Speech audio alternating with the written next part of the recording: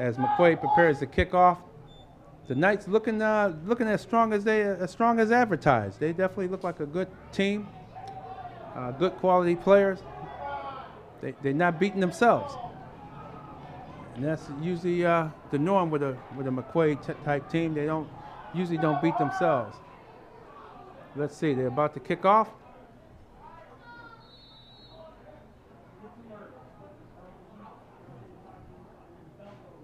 Here we go. Did we have a kickoff?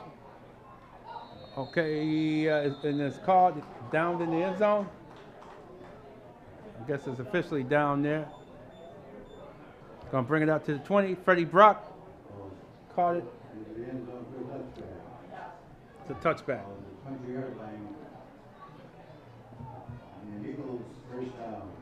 So here we go. We have first down coming up. Let's see what we can have here. Good drive start from their own 20-yard line. Let's see, here we go, James Simmons. See if he can lead his team on a drive here, get his team going. They gotta get him going again. He has success in the air, but just be a little more patient. And look for that guy, look for your guys downfield. Maybe you can roll out and throw that ball in the run. Just ran the ball up the gut, picks up a good 4 or 5 yard gain there. That looked like number 28. Number 28 carried the ball, Dejon Johnson. He looked like a bruising fullback type of back. He went right in between the tackles and picked up about a good 4 or 5 yards. Picked up 4 yards, 2nd and 6. James Simmons is getting into the order now. He's calling out, barking out signals, calling out signals. There he goes. Looking for his man. Oh, gosh, just missed. He threw a nice pass over to Kenny Wilson. Kenny Wilson just dropped that one. He had to make an adjustment on the ball and wasn't able to adjust on it, and went through his hands. So it's 3rd and 6 from their own Eagles' own 24-yard line. Let's see what they can do now coming up. Okay, see what they can do. Here we go. 3rd and 6. Javon is calling out signals. His back got 2 wideouts to the top of the screen and 1 on the bottom. 2 on the bottom. There's his guy. Oh, he got tipped at the line. Man, he had his guy. He had number 5. Jalen Holmes was open, but the ball was tipped at the line of scrimmage. I believe it was number 82. Number 82 tipped that ball. That's Ryan O'Mara. Ryan O'Mara tipped that and caused the 4th down. Now they're back in punting position. Our punter is back on the field. And that's our guy, number 2, Andre Jenkins. See if Andre Jenkins can get off a good punt without being hurried. Here it is. Oh, poor snap. Oh, he got to run with it. Andre got to run with it, and he goes down. He goes down at his own 12-yard line. Oh, boy, we did not need that. East did not need that to happen. So outstanding drive start for McQuaid at the East Eagles 12-yard line. It was a poor snap. The ball rolled back to him. In that situation, the best he could do was maybe just kick it, just try to kick it forward and hope it didn't get totally blocked, because it's not much he could do. I don't think he had a chance to even kick it. Looking at the replay, no, he didn't have a chance. Best thing he did was what he did, pick it up and try to run with it and pick up any type of yardage to get the ball to get the ball downfield. All right, here we go. 1st and 10, ball on the 13-yard line for the Knights. Fake the handoff. Oh, no, he gave the ball right to A.J. Fina. A.J. Fina stopped. Boy, I tell you, they're having trouble at that line of scrimmage. Boy, that A.J. Fina was stopped for no gain. I mean, they stood him right. There was no holes to go. He tried to go to the outside. Boy, number 78 is playing a game right now. Bobby Seawright. He's a big young man there. It's hard to move him out the way, and they're not moving him at all so far in this contest. Second and he lost 2 yards, so 2nd and 12. That was a 2-yard loss. Back to the air goes Hunter Walsh. He don't have a problem throwing the ball. Oh, he got a man wide open. He caught it. Touchdown. Oh, that was a poor defensive play there. That young man should have been back deep. He should have been right on that guy. He looked like he made a cut on him and just lost him. That's that Ben Beauchamp. Man, Ben Beauchamp made a tricky little move on that defensive back, and the defensive back was lost, and he never could find it. By the time he found the ball, it was a little too late. Beauchamp was able to catch the ball because Beauchamp had a nice 3-4 yard break on him. When he made his cut to the corner of the end zone, the East defensive back was nowhere to be found, unfortunately, and that where the touchdown occurred. And here we go with McNulty for the extra point. Oh, he drove that one through. Yeah, that one's right through. All right, we have 14-0. 4:41 left in the first quarter. And once again, ladies and gentlemen, mistakes. I prefaced this at the beginning of the game. East had not to make mistakes. This is a quality McQuaid team they're playing against. And it was a quality team last week, the Churchville Chalai Saints. When you turn the ball over or make mistakes and turn the ball over deep in your own territory, good things are not going to happen. And that's why we see a 14-0 score right now due to mistakes. And also the cornerback. On that play, Beauchamp made a deep cut at the middle in the end zone. He made a cut to the inside and then went straight to the corner of the end zone. And man, he just left the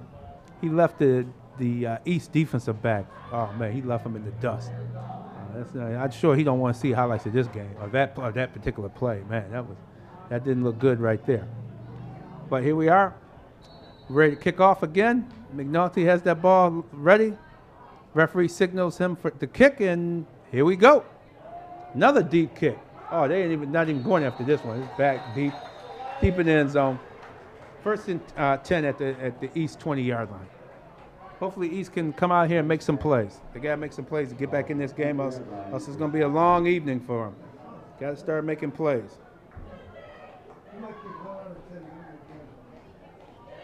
They got to start making some plays here. If they don't start making plays, we're going to be here for a long one. Beautiful evening too. Beautiful evening. The sun is out bright. Very little wind. East is at their own 20. James Simmons is in the shotgun. They're not bad. East is getting running play. They're getting some quality plays.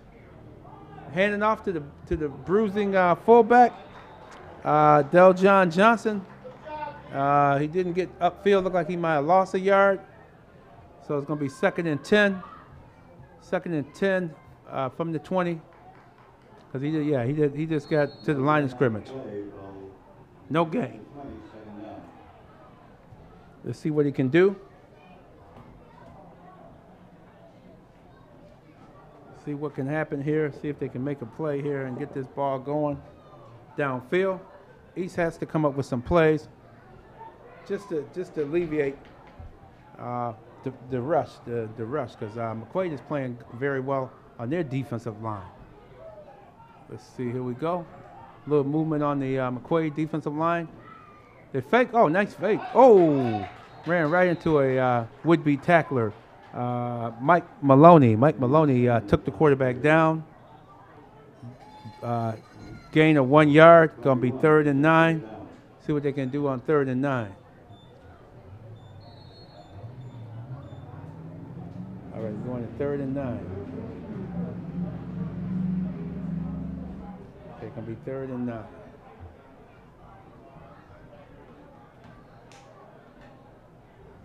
Okay, East looking to get this first down. Hopefully he can look down for Tyrone Roundtree.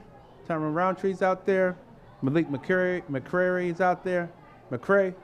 Here he is. He's going downfield. Oh, tipped away. He was looking for our guy, Tyrone Roundtree, and unfortunately he was covered like a blanket, and the defender knocked the ball away. It was right there on the sideline.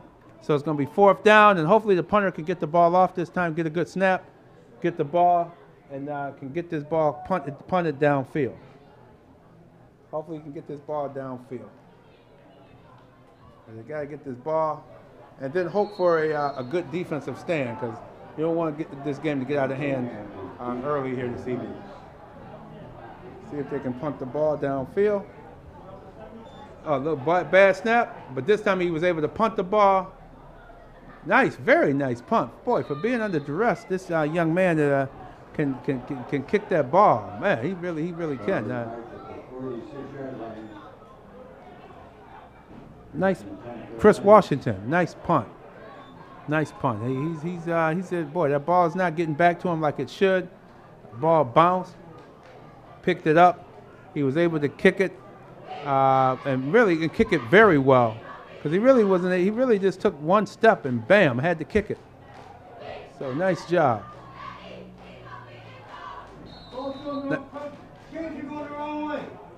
So here we go.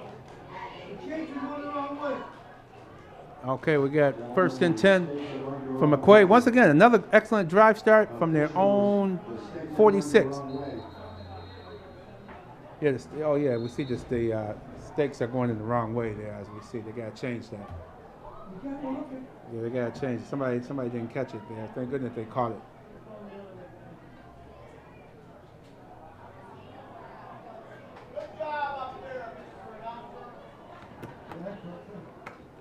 Okay, we need a stop.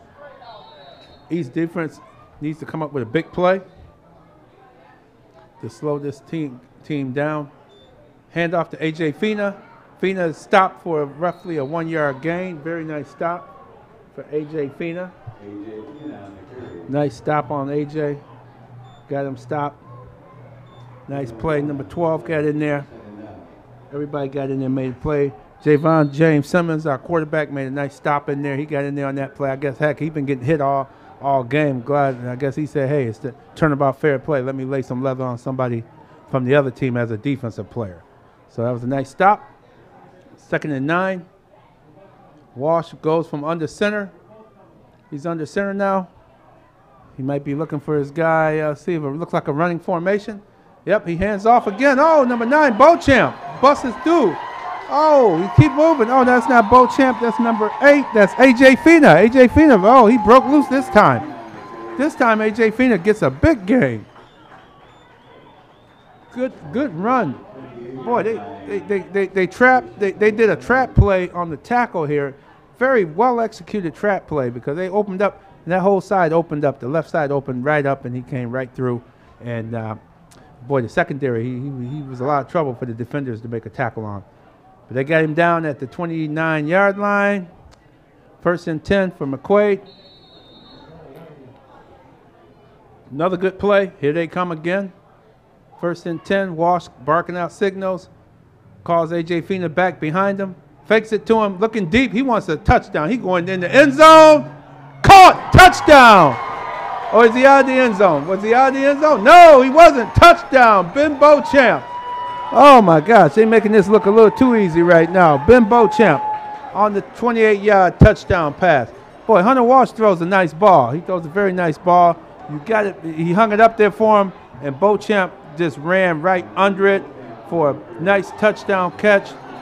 Boy, they're going to put 21 points. They scored 42 last week, and here already they're about to have 21 points in the first quarter. So, boy, they halfway to last week's game total already. Boy, McQuaid is not messing around today. They're coming right out, and that's what you got to do.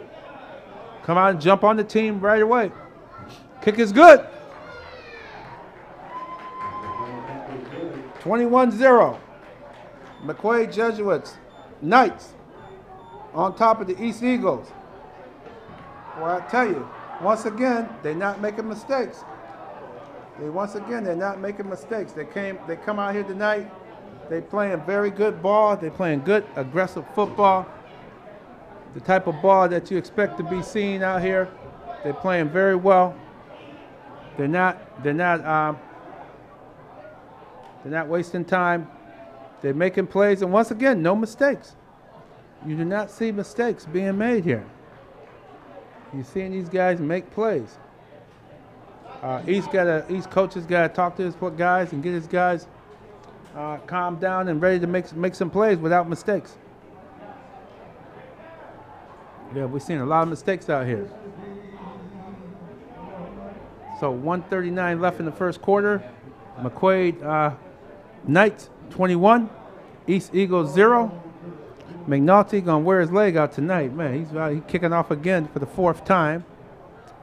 Let's see what he's going to do on this kickoff. He's been pretty good about kicking it into the end zone.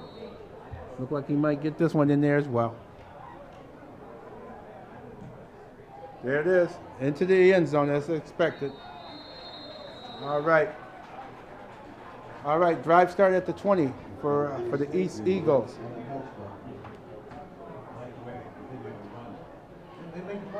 Let's see what East is going to do now. They really got to do some playmaking. Allow this quarterback to open up the offense to try to get back into this game. They got to get this ball downfield. Fake the run, maybe fake the run to the fullback. Use 28 as a blocker to help block, keep the pass rush off James Simmons, and allow James Simmons to roll out and throw the ball to his receiver. He likes this Tyrone Roundtree, but let's see if Tyrone's out there. Let's see who else is out there. Jalen Holmes. He has a bevy of receivers. Here he is. He's faking it. There it is. Freddie Brock. There's our guy, Freddie. Where he's been all night. We haven't seen Freddie. We finally see Freddie with the ball. Freddie Brock. Freddie Brock just ran for a first down. Nice run.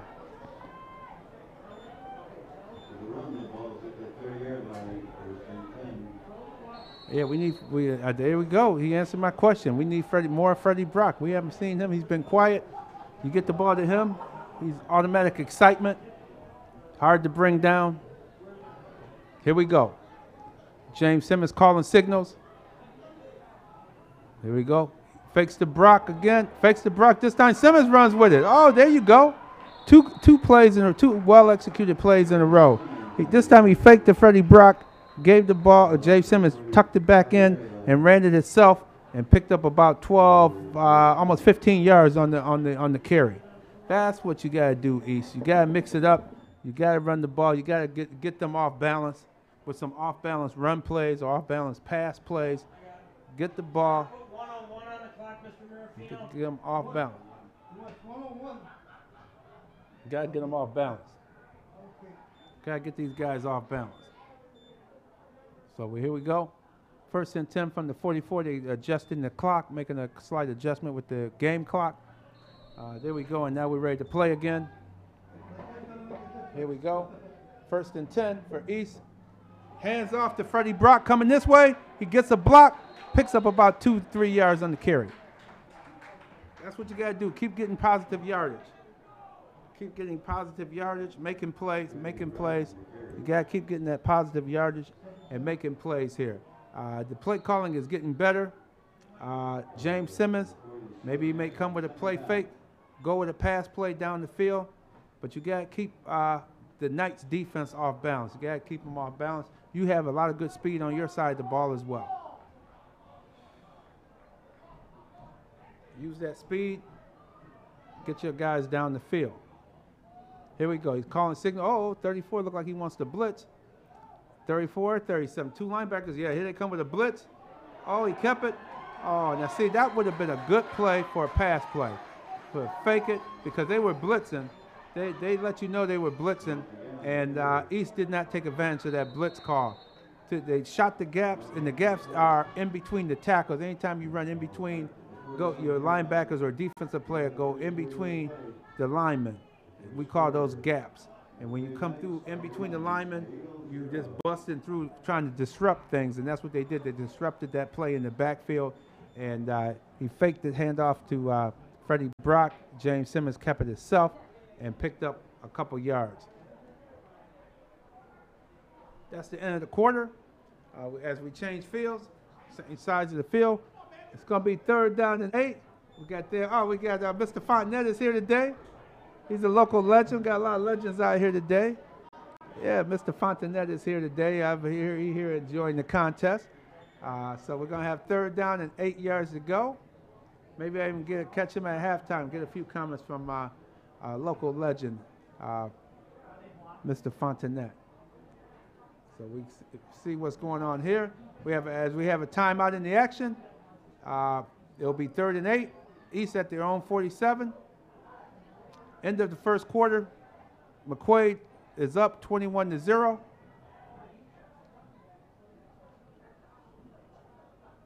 So we're going to see what happens here. Hopefully they can come up with a nice play. Once again, East must keep McQuaid's defense off balance. And you do that by misdirection plays that they've been running. They've been running some misdirection plays.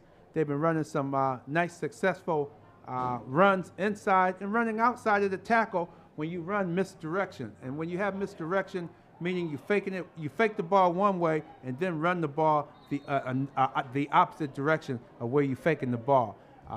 That gives the team an opportunity to make a play. Here we go, 3rd and 8 from their own 47. We'll see what we can do here. Here we go, 3rd and 8. All right, there he is, back to pass. James Simmons back to pass. Oh, ball is tipped. I think that's about the second tip. And once again, that's number 82.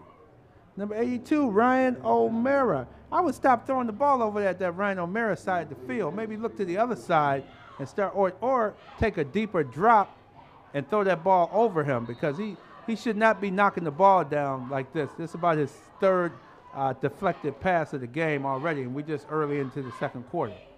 Here we go, 4th and 8. East look like they're going to punt. Yes, they are going to punt the ball. Chris Washington is back to punt. They're trying to set up.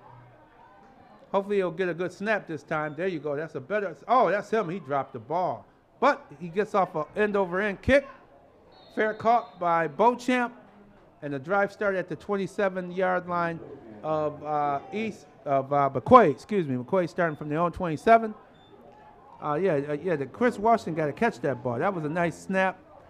Hey, maybe he's so used to it being a bad snap, he's not used to catching good snaps. But he picked it up, kicked it down end over end. Good job once again. Now it's time for the defense. East defense needs to come up with a big play here, a big stop, or a turnover, force a turnover. Here we go. Hunter Walsh back on the center. Let's see what they got. Hunter Walsh on the center. A.J. Fina in the backfield. He hands it to A.J. Fina. He goes up the middle. Oh, fumble. That ball's on the ground. Looked like East recovered it. We might have that turnover that I was just talking about. I saw the ball come loose. I saw the ball land on that green turf. Let's see who oh, wait a minute. He's saying the referee is saying something. What's going on?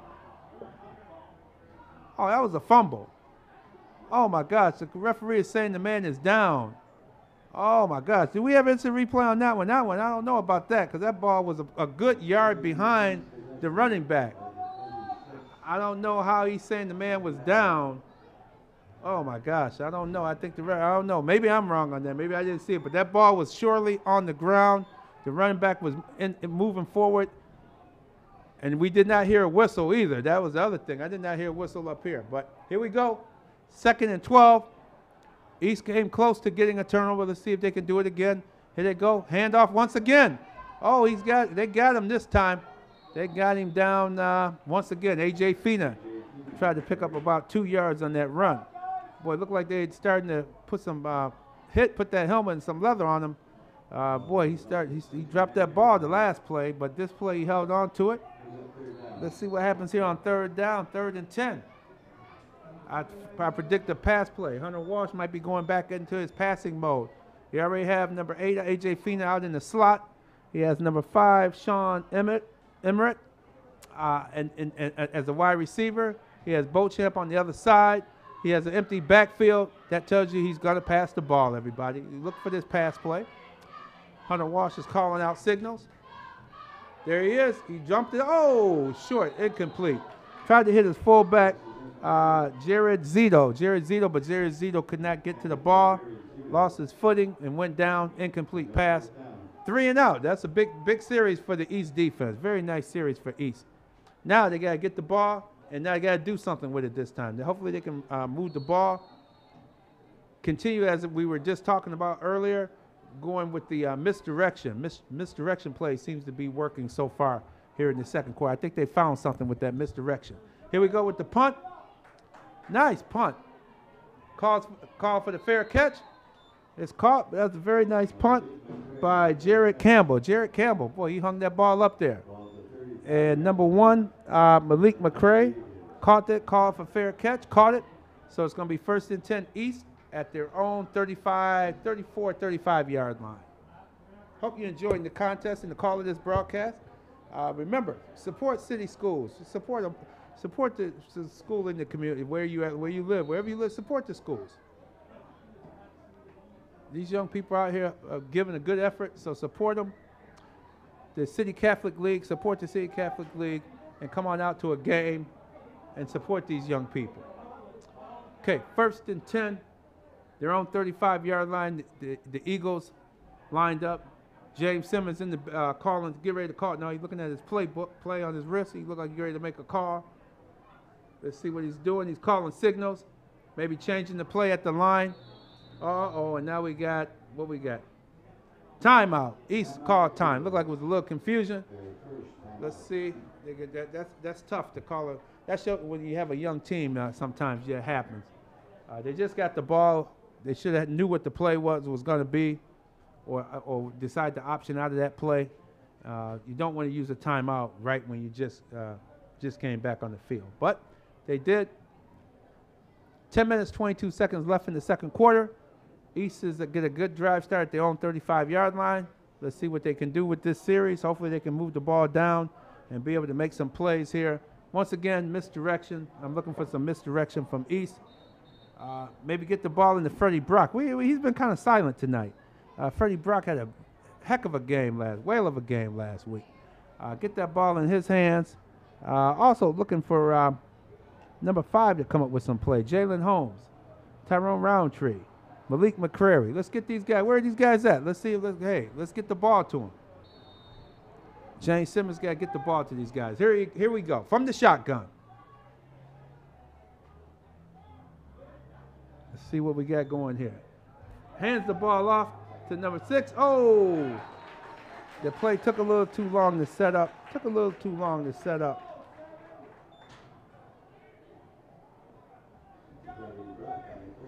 All right, our YouTube viewers, just apologize for the audio issue in the broadcast. I apologize for that if you're having trouble for our YouTube viewers. Keep an eye there. Keep an eye out. That was a run. Loss of 3 yards. That was a very well-defended play. They pushed the tackle back and held the tackle up long enough that the linebackers came in and made the play. 2nd and 13. We're 2nd and 13.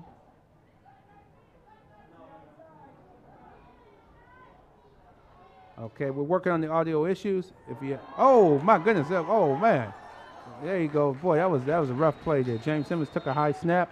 Number 34, Cullen Lynch, came in with the missed tackle. He held him up long enough that he was able to break his tackle, but not the other defenders, and went down for looks like a 1-yard loss. So it's going to be 3rd and about 13, 3rd and 13 from their own 32-yard line.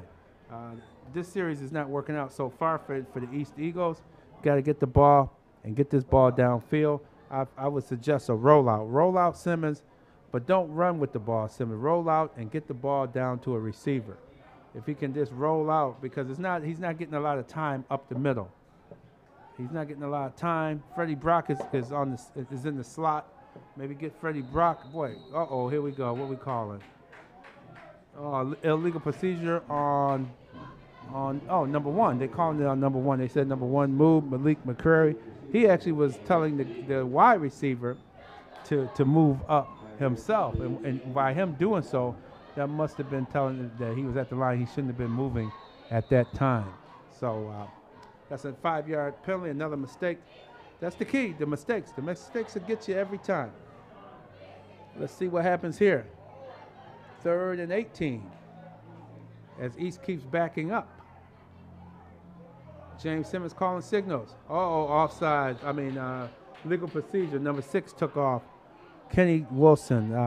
He jumped the snap count for East, and that's going to cost him another 5. So that's going to be about 3rd and 22. They just continue to move backwards. This kind of hurts that really hurts your momentum, especially when you're trying to make some plays. You want to make some plays, but that's hurting there, hurting on the plate level. 3rd and 23. Let's see what they can do on this play.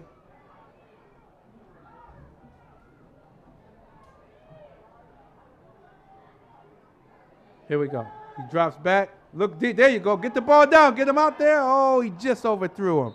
Just overthrew Malik McCurry. But that's really what one of the few options you had. Get that ball downfield, and he just overthrew him. Just overthrew him by about 3 or 4, about 5 yards. 5 yards. He once again he got to have a little bit of patience. Let the guy run the route, then put the ball up for grabs. He actually had time to sit back there a little bit longer than he did. He threw that ball a little too soon. He should have held it a little longer and then threw the deep ball, because it wasn't a bad throw. He just didn't allow his receiver time to get down the field. Okay, here we go. We got Chris Washington back to punt again. See if Chris can get this one up. Here we go. Got it. There you go. Oh, not end over end punt.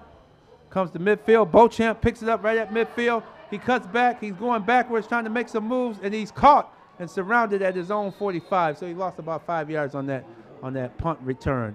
Ben Beauchamp came back, tried to make the play there. Lost some yardage, but hey, either way, you're still in good field position. Still in good field position at your own 45. Time is 7 minutes, 41 seconds left in the second quarter. We're having a good play here. Once again, East defense now needs to come up and make a play. See if they can make a play. They can come on and make a play here, get another stop, or better yet, get a turnover. And once again, hopefully you YouTube viewers, hopefully our audio issues have been rectified. We apologize for any issues with our audio on YouTube. So we hope that will be rectified. Hope that will be rectified in a minute.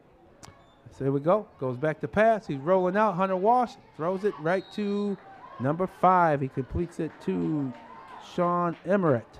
Sean Emmert picks up at least 5 yards. Sean Emmert picks up 5. Nice play. Leaves them with a 2nd and 5. As we go with 2nd and 5. And Hunter Walsh looks good. He looks a good young quarterback. I like how he's a junior. He has a nice strong arm, and he really can throw that ball on the run. He can throw that ball on the run. He has A.J. Fina. A.J. Fina in the backfield. We have flags. 5-yard penalty on McQuaid. They're going to march that off.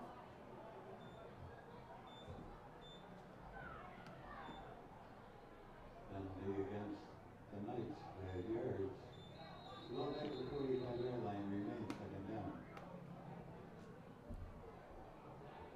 remain 2nd down. 2nd and 10. Here we go.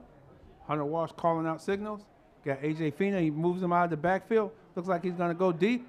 He breaks the tackle, throws. Oh, missed tackle by number 12. Simmons, that was poor. He had to make that tackle. Simmons was actually behind the defender. I'm talking about James Simmons for East Eagles. When he caught the ball, you gotta wait on the receiver. Since he caught it, you gotta come in and make the tackle. Unfortunately, he dove a little too early and completely missed him. But we do have a penalty on the play. Holding. We got a holding penalty, so they brought it back 10 yards. It looked like McQuaid is starting to make mistakes. So we're going to have, let's see what it's going to be. It's going to be 2nd down. It's going to be 2nd down and maybe 3 yards to go. Let's see what they're going to be. That's going to be 2nd and looks like 1. 2nd and 1.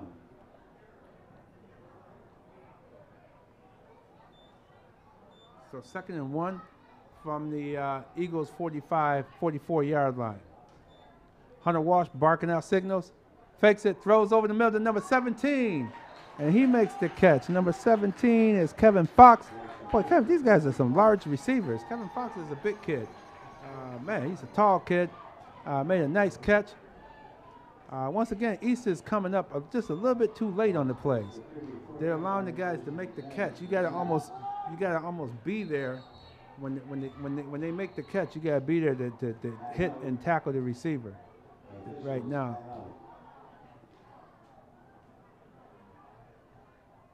So we have official timeout, but now officials have marked the ball.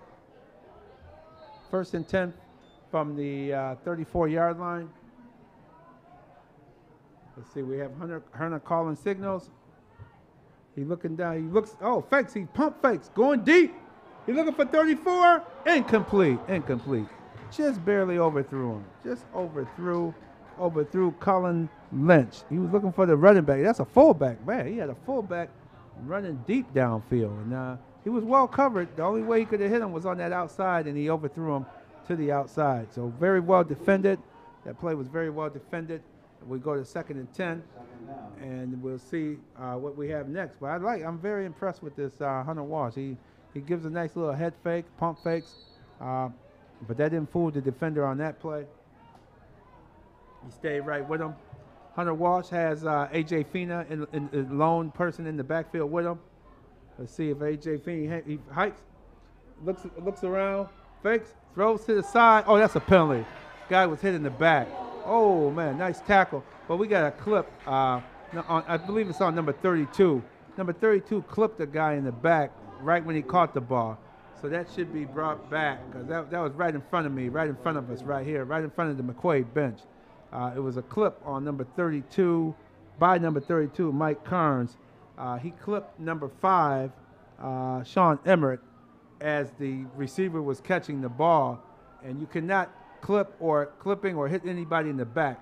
That's going down low and hitting somebody in their lower legs.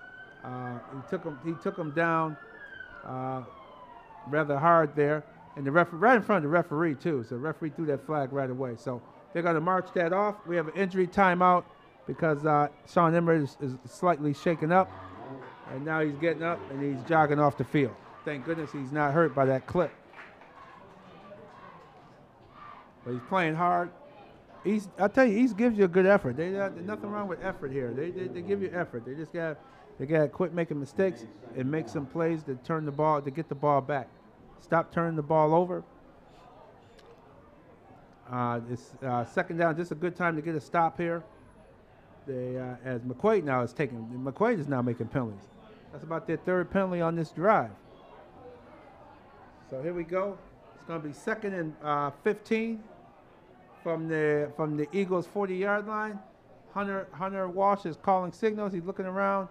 He has A.J. Fina in the backfield. He's looking for the referees to give the okay. They have. And here we go. We're about to have a play. Here we go. Rolling out to us right here. He's rolling with it. He's going deep. Oh, the guy fell down. Receiver fell down.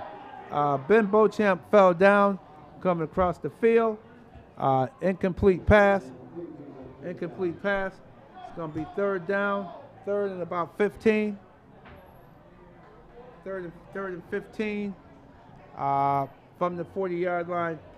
That was nice defended. Hunter Walsh, as I'm seeing, he had room to run. He obviously not a running quarterback. Because he could have ran and maybe picked up 5 or 6 yards on that play.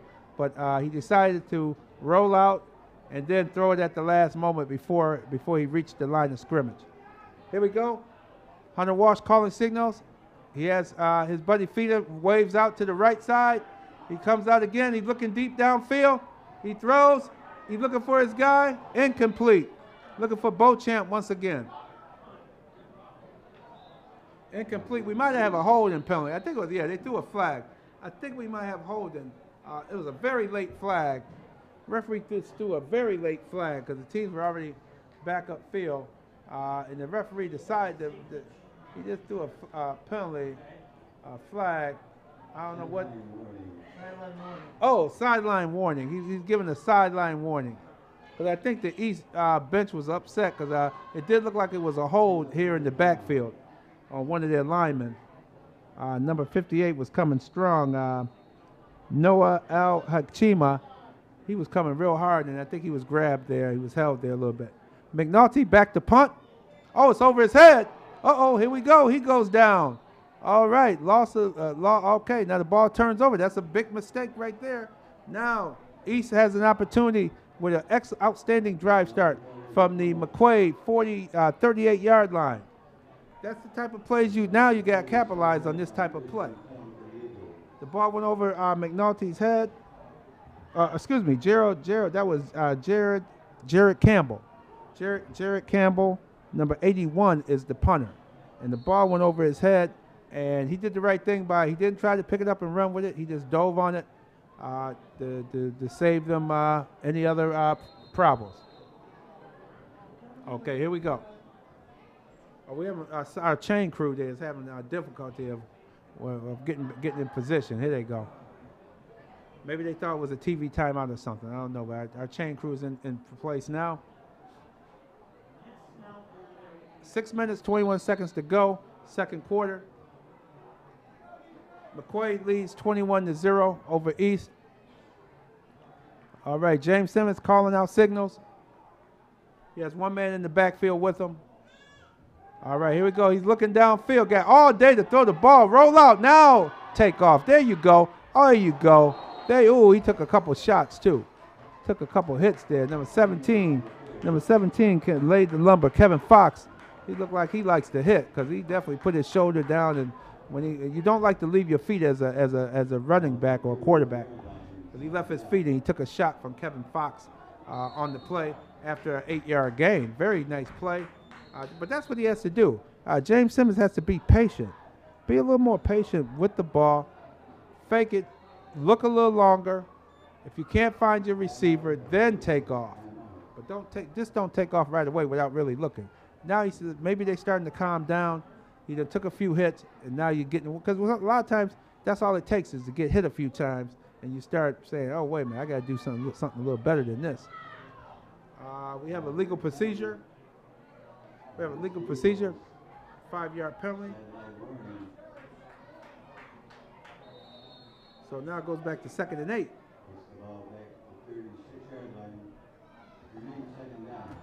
Here we go. James Simmons is calling signals. He's still calling signals. Here we go. Fakes to Freddie Brock. Oh, he kept it himself. Nice play. Oh, he broke a tackle. Cover up that ball. Don't lose that ball. Yeah, he got to hold that ball a little closer to his body. Nice run. Nice decision not to give it to Freddie Brock because it looks like McQuaid is keying on Freddie Brock. They obviously looked at the highlights of last week's game against Churchville Chili Saints because they really, when he faked it to Freddie Brock, he had about 2 or 3 guys just go with Brock. And that was a smart move by James Simmons. A timeout is called by East. Timeout is called. It's 3rd and 3 at the 30. This is 2-down territory for sure. I guess East called time. They want to make sure they get this play right. Once again, McQuaid Jesuit Knights 21, East Eagles 0, with 5:01 left in the second quarter. Let's see what play they're going to come up with. And remember, you can see this game later in the week on YouTube, on the Rochester School District network, and also go to YouTube and look this game up. McQuaid versus East. Look it up on YouTube, and you'll be able to see the rebroadcast of this game on YouTube and be able to watch it and listen to yours truly call the game, as well as seeing your players play. So keep that in mind. You can always do that each week. You can even go back on there and catch the Churchville Chili Saints game from a week ago. We're second week of the season. Football season in the air. And boy, where we're situated, we can sure smell those hot dogs and hamburgers being cooked on the grill downstairs. Boy, it sure smells good to have a good grill and smelling those dogs and burgers being prepared. And hey, it's football. That also tells you it's football season. Here we go. 3rd and 3. East from the McQuaid 30-yard line. He fakes it. Uh-oh. Oh, they got him for a loss. They came with a blitz. Number 32, Mike Kearns, the linebacker, shot the gap. And they blitzed him. They blitzed and forced him to run. It wasn't anywhere really to go. Once again, I think they should roll him out. I think they'd be a little bit better with a rollout rather than that. The option play is fine. The misdirection, fine. But go with a misdirection or go right away with a rollout. Roll him out so he can buy a little bit more time. Give him the option of throwing the ball, running or throwing. I think if you watch the Bills game tomorrow, you'll see Tyrod Taylor in more of a rollout fashion as well, rolling out and throwing the ball. He won't be sitting back in the pocket tomorrow. So let's see what East going to do. 4th and 3. Referee is over on the sideline talking to the East coach. East coach looks to be upset about something. Maybe he's still talking about the sideline being off the field there or something. But the coach seems to be pointing to something. So he's going to have them re-huddle.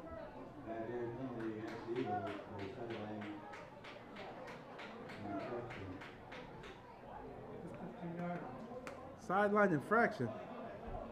That's a big call. Oh, that's a rough call to make. What's going on here? They just took East just took a 15-yard penalty for a sideline infraction. It was the second or third warning. Second or third warning. I guess after the second or third warning, they can evoke a 15-yard penalty. I don't know what's going on over there on that east sideline, but they really got to, they must be giving that referee over there, that side judge over there, a hard time. Because that's the wrong time to get a 15-yard sideline penalty when it's 4th and 3 at the 30. Now it's 4th and 15, 4th and 18 yards. Oh boy, he'll roll him out, looking downfield, he throws, oh, he had a guy, oh, he just overthrew him. All right, they turned the ball over on downs, but you got to question the coach over there on that one. He got to control his bench, his sideline. It might have been him. Looked like it might have been the coaches he was talking to about staying back.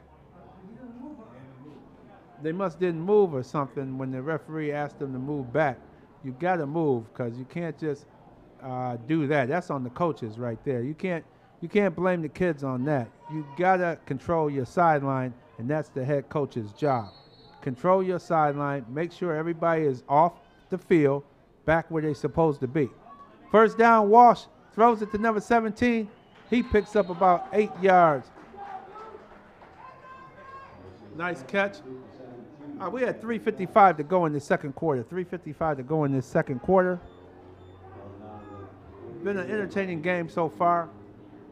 Have some penalties mixed in here, but so far it's been a very entertaining game.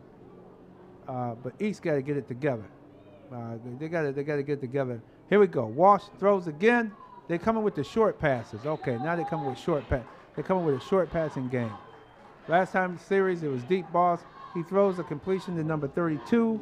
32 is Mike Kearns again. Mike Kearns picks up the first down. 1st and 10 from the 44-yard line of East.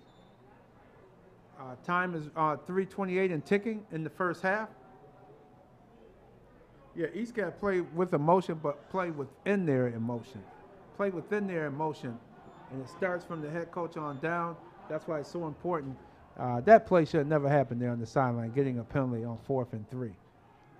There we go. A.J. Fina gets a handoff. Nice tackle. He's thrown for a loss, about a 5-yard loss.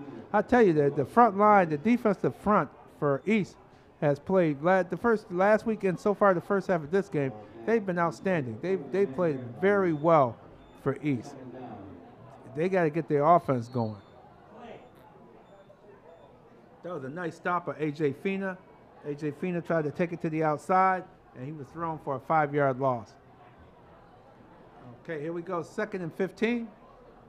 Hunter Walsh back in shotgun. Got his right-hand man, A.J. Fina, there to the left of him. He's calling out signals. Looking downfield. Throws. Oh, he got a man wide open. Ben Beauchamp.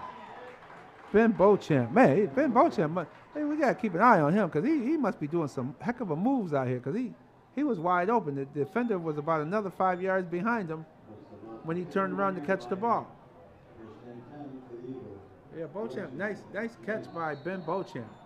He's having his way with the East High secondary. All right, here we go. Hunter Walsh calling sick. We have encroachment offsides by the defense. That looks like that's going to be a 5-yard walk-off against East. It'll be 2nd and 5 from the 26-yard line of East. East got to come up with a play to stop them. East starting to run into trouble. East starting to have trouble with this passing attack. Okay, Hunter Walsh looking deep. He going deep. He overthrew number 17. He overthrew his target, Kevin Fox. It's intended for Kevin Fox. Just missed Kevin Fox on that one. Second down. It's going to go to second down, 2nd and 5 from the 26-yard line. Yes, keep an eye on what's going on here. I'm looking for McQuaid to continue to pass the ball. A draw play would be really good right now. If they come with a draw, with mixing in a draw play, nope, they're going with a pass. He looks deep. Oh, man, he winds up, and he really throws that ball. Man, he threw that almost onto the track. The receiver had no chance of catching that poorly thrown ball there by Hunter Walsh. So it's third down. It's going to be 3rd and 5 from the 26. Once again, East is trying to make a stand here. They're trying to stop him.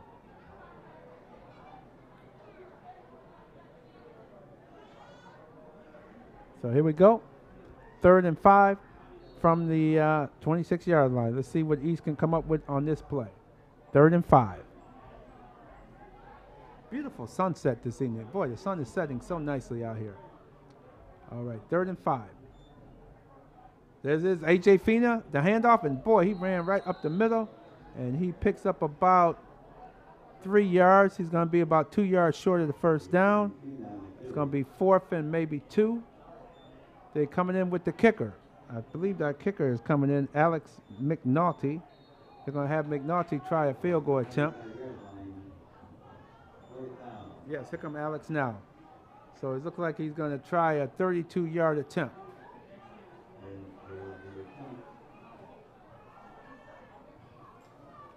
32-yard attempt, 32 yards. Snap is down, hold is up. Kick is good. Oh, it just snuck over the bar. I wasn't sure if it made it over the bar, but it did. It is good. Alex McNulty with the 32-yard field goal.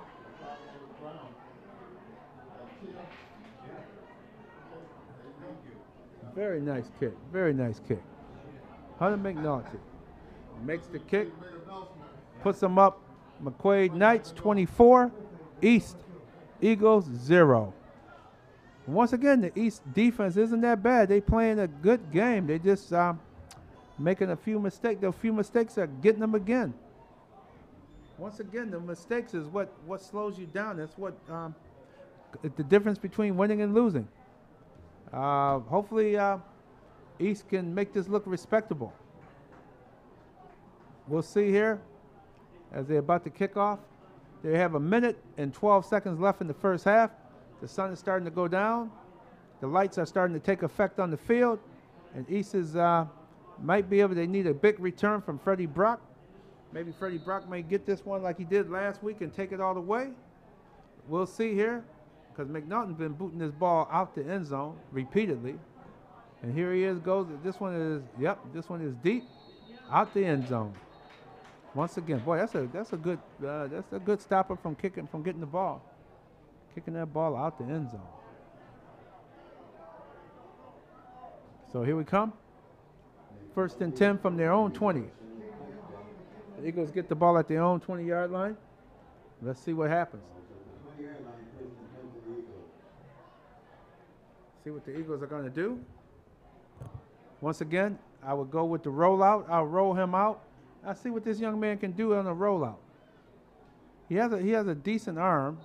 Let's see if he can get the ball to some of his receivers as he's rolling out, because he has some speed. Let's see what they get him.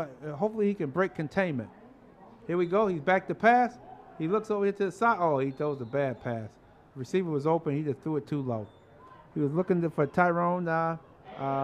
He was looking for Tyrone Roundtree, but he bounced it off the turf in front of Tyrone because he was open. 2nd and 10 from the 20. Let's see what he can if he can make this play happen.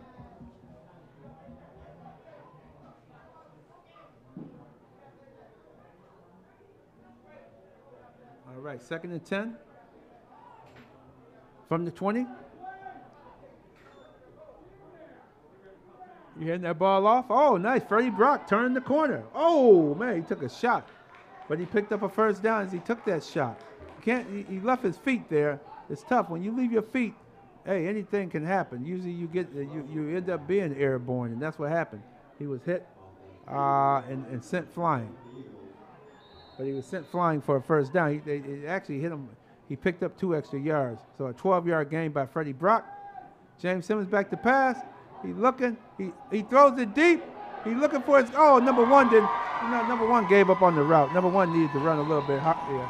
Number 1 is Malik McCrary. He gave up on the route a little too soon. When he saw that ball was overthrown, he should have put it in the extra gear, and instead he allowed that ball to be intercepted because they could have hit the guy and knocked the ball away from number 5, Sean Emmert. It was almost like a punt, really. He was almost catching a punted ball, but you got to run, you got to hustle.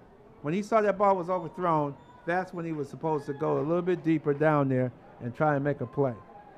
He was trying to make a play. But the ball was a little deep. I expect McQuaid now to hand the ball off, maybe get into the locker room because they're up 24-0. I'll be surprised if he's throwing the ball. He might, who knows? They may go deep. May want to try to finish this game off now. Let's see. Hunter Walsh calling signals. Oh, he's back to pass. He's looking downfield. He hit number 13 over the middle. Nice catch. First down. They call timeout. Timeout has been called. They have all 3 of their timeouts. So they're using one. Picked up the first down. And they look like they want some more. They're trying to score some more.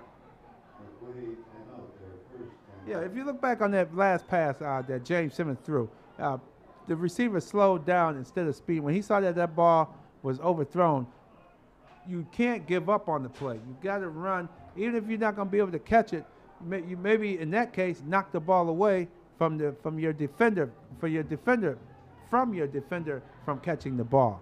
That's what you need to do on a play like that. Knock that ball away. People getting ready for the concession stands. I see a nice turnout tonight. Excellent turnout. I want to thank all the fans that came out tonight. A lot of fans are here.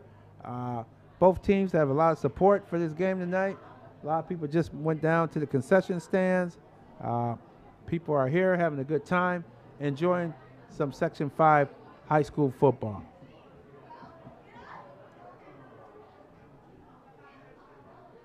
Okay, it's going to be 1st and 10 with 37 seconds left.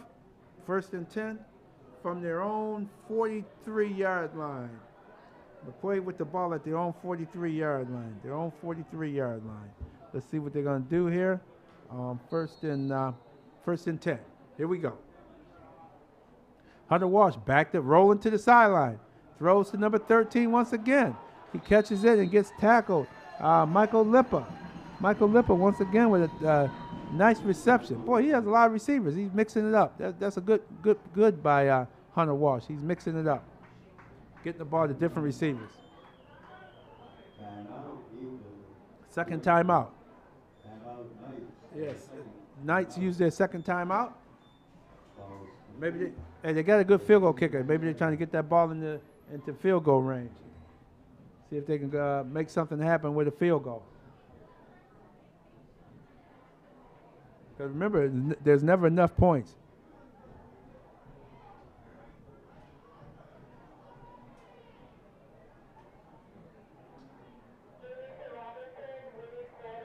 There's never enough points. There's never enough points, so you got to try and see if you can get yourself some more.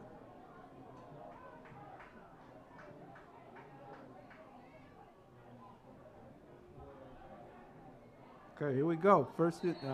Second and 8. Second and 8 from the 48.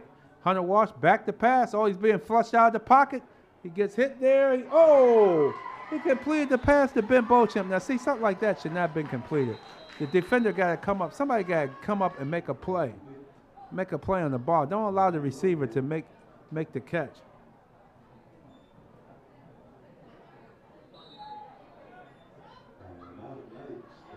They called their 3rd and final timeout. Yep, they called their 3rd and final timeout of the first half. They're trying to get that ball in the field goal range.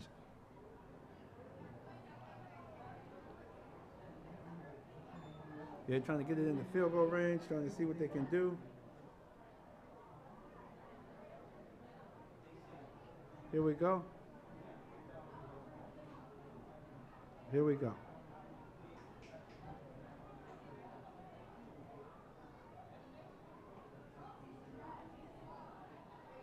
Here we go. Look like it's going to be 1st and 10. 1st and 10 from the 38-yard line of East High Eagles. McQuaid on another drive. 18 seconds left. Plenty of time on the clock for them to get in the field goal range. East has to come up and make a play. You can't allow guys to jump up and make catches like that, like Ben Beauchamp. Ben Beauchamp is catching the ball all over the field. You got to cover him. They're giving him, look, he's giving him about 10 yards now. He's looking for Beauchamp. Oh, man, he just cut right into him. This poorly thrown. There you go. The receiver got the interception. There's a flag thrown down there because he was roughed up in the end zone. Beauchamp, he didn't have to do that. Beauchamp pushed him down on the track. But nice interception. Nice interception by Jalen Holmes. I think Jalen Holmes is giving up too many yards. Even though he worked out on that series, he gave him almost a 10-yard cushion, and the pass was poorly thrown. Poorly thrown pass, and it was intercepted. Referee called the penalty on Ben Beauchamp for pushing the player down away because they were up on the running track. Yeah, as you can see on the TV screen, this field is covered. You have a running track on the edge of the football field, and they're going to take the penalty right now. I think it's going to be about a 10, 15-yarder. So as they probably start from the 30 or 35-yard line due to the penalty, that you can't do that. You can't let your emotions get away with you. It was a bad play, bad throw, and he just made matters worse by pushing the young man down way out of bounds. So now he's telling the McQuaid team to get back off on the sideline. Telling them about sideline infraction. So from the 35, 1st and 10, the Eagles from their own 35. Let's see what James Simmons is going to do. Hey, I'll go with the Hail Mary. 11 seconds left. Hail Mary that ball. Fake it. No, he gave it to Brock. Brock is going to the outside, turns the corner, steps out of bounds with about 4 seconds left. Almost 5 seconds, almost a full 5 seconds. But that was nice. Brock, I tell you, they got to find a way to get that ball into Brock's hands. Freddie Brock is electrifying. The young man has the foot speed. He has the ups, as the kids say. He has those ups. So get him the ball. If you could, maybe even a bubble screen. To run some bubble screens in the second half, or some reverses, or just a straight up screen plays to featuring Freddie Brock. That would be something that East could be working on, even if not for tonight, for late in the season. There he is again. A nice handoff. He cuts through the hole, picks up another first down, and there we go. That's the end of the first half. We have it 24 for McQuaid, 0 for East. But that's only half of the story, y'all. We're going to be back with the second half, and we're going to see what goes on in the second half of this contest tonight. Should be a very good contest we have here. And we are at halftime, and we will be back for second half action.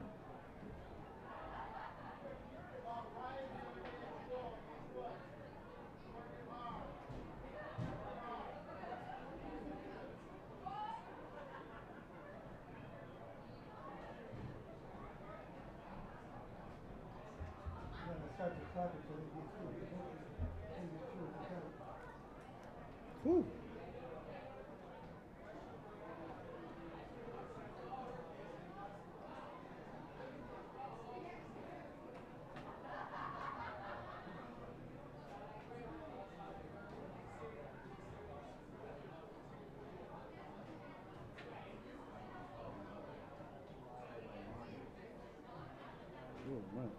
Ooh.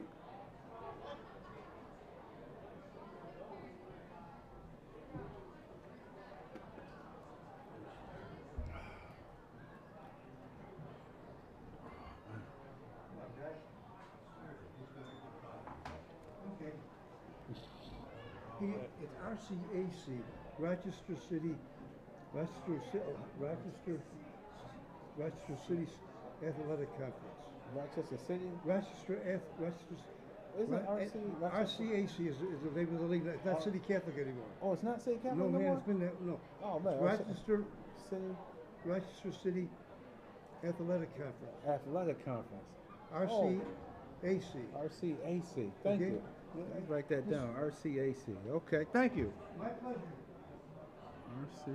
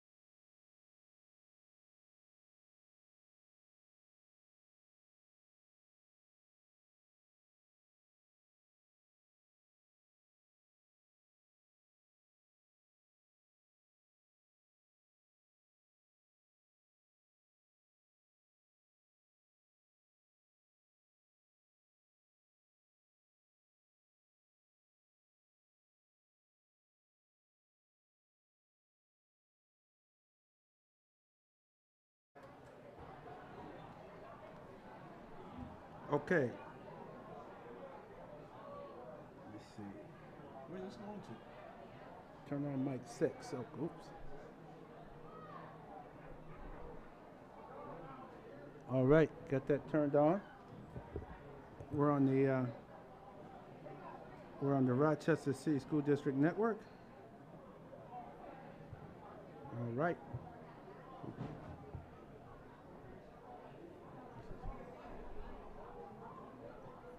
On. Okay. Looks like we're on. Let me see.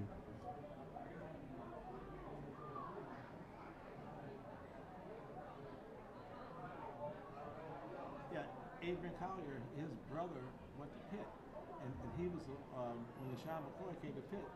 That's when he lost his starting job to LaShawn McCoy. Oh, really? Yeah, his brother Kevin. Oh, wow, okay. All right.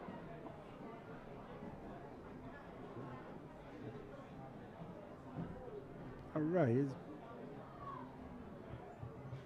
Yeah, I have Mr. Fontanet here. He's right next to me here in the press box. There we go. Here we go back here in a little bit. Yeah, move over a little bit closer here. There you go. There we go. There we go. Got you in there. There we go. We ready to go?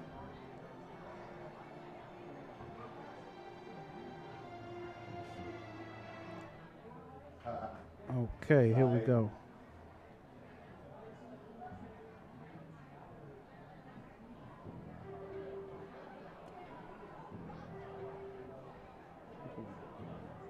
All right, we got the mic ready, ready to go. Ready to go for the interview.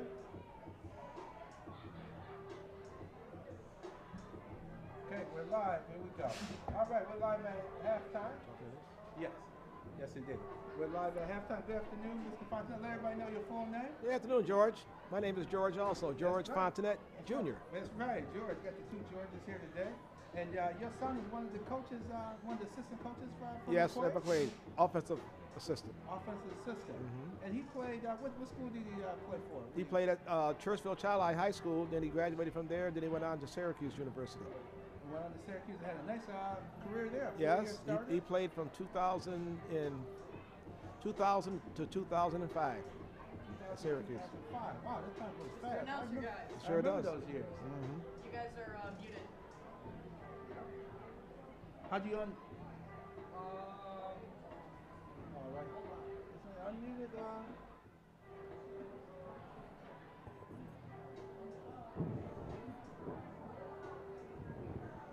Making sure we don't have technical difficulties here. Make sure everything is right. Thought we could hear us through here. See what we have going right here. Oh, good. Okay, he's saying it's good. Okay, so it sounds like you're doing fine. All right, let's get back to talking again. And so you're here to see the game tonight? Come up and see. Yeah, I came up, always supporting the kids. Okay, beautiful. Always Yep. supporting the kids. And I know you've been in this community for a long time. I know you're busy with the Clarissa Street reunion and other community activities. Tell me what's been going on. Well, nothing. I'm a lifelong Rochesterian. Went to Madison High School a long time ago, and when people ask me to help out, if I feel I can help out, I go ahead and do it. You go do what I ahead? can. That's right, that's right. And isn't it amazing how big these kids are nowadays? You got Amazing. kids playing on the defensive, offensive line, over 300 pounds. Exactly. It's amazing. Yeah. Now, when I went to Madison in 1963, our team was the #1 team in the state. So I just want to let you know that. Oh, I didn't know that. Yeah. Your team was the #1 in the state? In 1963. And how'd you finish? You finished at Yeah, #1? undefeated. Oh, wow. Yeah. Wow, back then they didn't have a playoff or? No, there didn't no playoffs then. No, Oh. they just had no sectionals. You just played, and they just picked who was the best team, and they decided to pick us. And they picked you? Wow. And this, what statewide you're saying? Statewide, #1 team in the state. Oh, wow. You must have, man, you guys must have put Yeah, hurting on yeah, some teams. Yeah, we back had a then. few high school All-Americans on there and Mhm. everything, yeah, so we were good. Yeah, that's good. That's at Madison. Madison, yeah. Madison High. Well, see, The there's old a- Madison. The old Madison. That shows you a lot of history here in Yeah, Rochester. that's right. A lot of history in the sports now. Yeah. Now you got it kind of a little bit slightly watered down when you have so many schools. You got charter schools now, and you got the regular high schools, and so you have players now chopped up. That's why I was thinking for the way it is now. To me, it almost feel like they maybe need to have maybe 2 or 3 city schools, but combine a lot of the city schools. Yeah, well, like when I went to high school, you went to school in your neighborhood. So all the kids that played as in grammar school or as kids, we all went to the same high school, so we all knew each other. And the kids who lived in certain parts of town, they stayed at their school, so it was always a big rivalry, more of a rivalry than it is now. Because now you go to any school you want to. Right, to play. right. And that makes a big difference. Now, Yeah, too. exactly. I like the old way better. You know, go to school in your neighborhood, Mhm. and the kids, you know, seem like they produce better to me. Right, right. But I'm old school, so. Right. That's absolutely right about that. The way it's going on now with the schools and everything changing. Yeah. Yeah, it's you never know. Yeah, it's a because like changing now I mode. think East is combined with another school, isn't it? Yeah, with School of the Art. Yeah, so it's School you know, 58. They yeah. just tell me a little while ago. It's actually School Right, 58 right. as well. Yeah, because Word when of we were in inquiry. school, Madison and East was a big rivalry. Mm-hmm. You know, and at that time East was called the Orientals. Right. And Right. Madison was called the Wilson Parkers. Yeah, okay. You know, it's a big rivalry. Big rivalry. East and Madison, Madison and Franklin, Madison and West, you know, Edison and Madison, those are all big rivalries. All big you know. rivalry. Yeah, Now oh, West, yeah. that was Wilson, right? It's turned into Wilson, yeah. It became Wilson. Yeah. Now Wilson's one of the better teams this year. I kind of read that. Yeah. So looking forward to seeing them. We see them in 2 weeks here. They play Okay. East here in 2 weeks. But when you have those schools and that type of changeover, that's gonna kind of, like you said, it's hurting the rivalries Yeah. even more because a lot of people like yourself, you remember the rivalries. and Oh, yeah. remember Oh, yeah. How people came out for these games. Exactly. People Exactly. people look forward to the games, come Right. out, cook out, and Yeah. tailgate. Yeah. And that was before playoffs. Like I said, each game meant something. You know, Right. we look forward to the games, and you know, people were jumping the fence to get in. Right. Was that Didn't want to pay $1, just jump the fence. jump the fence? You hear that, security? Be careful. You may have to worry about that here tonight. But Right. when people come out for those games, they Yeah. come out for those Oh games. yeah. Oh yeah. And, Very and- much so. And that's what people are trying to get back to. So hopefully we can get back to Yeah, that. I hope so. Sometime yeah. down Because the road. because I look out at East, the beautiful stadium that they have. Mhm. Oh, this is amazing. Isn't it something? Oh, it's beautiful, beautiful. Look like a we didn't have college anything. campus. Oh, it really does. Yeah, you got a baseball diamond over I'm there telling you. with dugouts, a nice dugout. You got soccer Yeah. field over there, play soccer. Now I see the kids playing lacrosse over here. Exactly. Exactly. I saw kids practicing lacrosse. Exactly. So you're getting the kids are getting into different Oh, sports, yeah. and they're now they're maturing and they're able to. Once you introduce a new sport to kids, they'll pick up on it, Exactly. and they'll get better Yeah. and better and better. It just Exactly. takes time. That's right. And That's right. You're giving the city kids the opportunity to learn. Yeah. Hey, they can play just like hockey. Yeah. When they introduce hockey and Yeah. you start bringing it into the community, you started getting city kids playing hockey. Exactly. City- Exactly. Now you're seeing city kids playing. You see more African Americans or even Black Canadians playing in the NHL now. Yeah, and then it keeps, you know, and then academically it keeps them academically eligible because you know you got to keep your grades up in order to play. Exactly. So And that's important. That's Very important. Very because important. That's another way of getting kids more interested in school. yeah, Getting them interested and keeping them.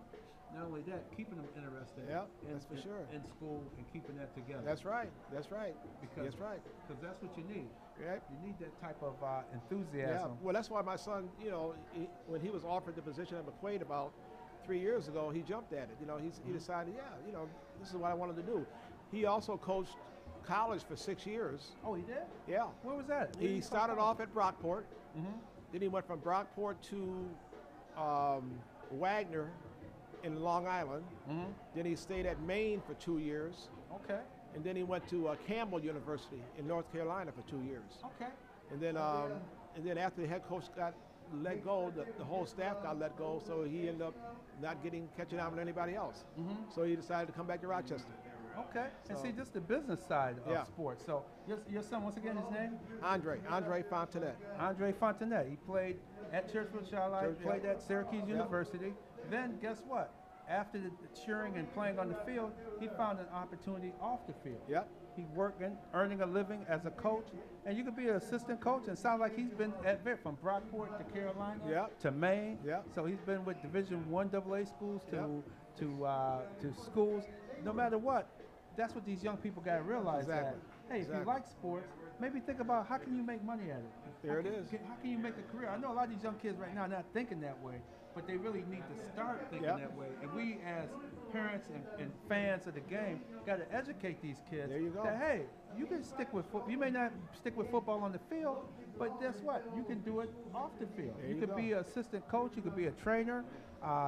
What they call it, analytical now. Yep. They're talking about analytics Yep. and all of that. You could get into that Yeah, yeah.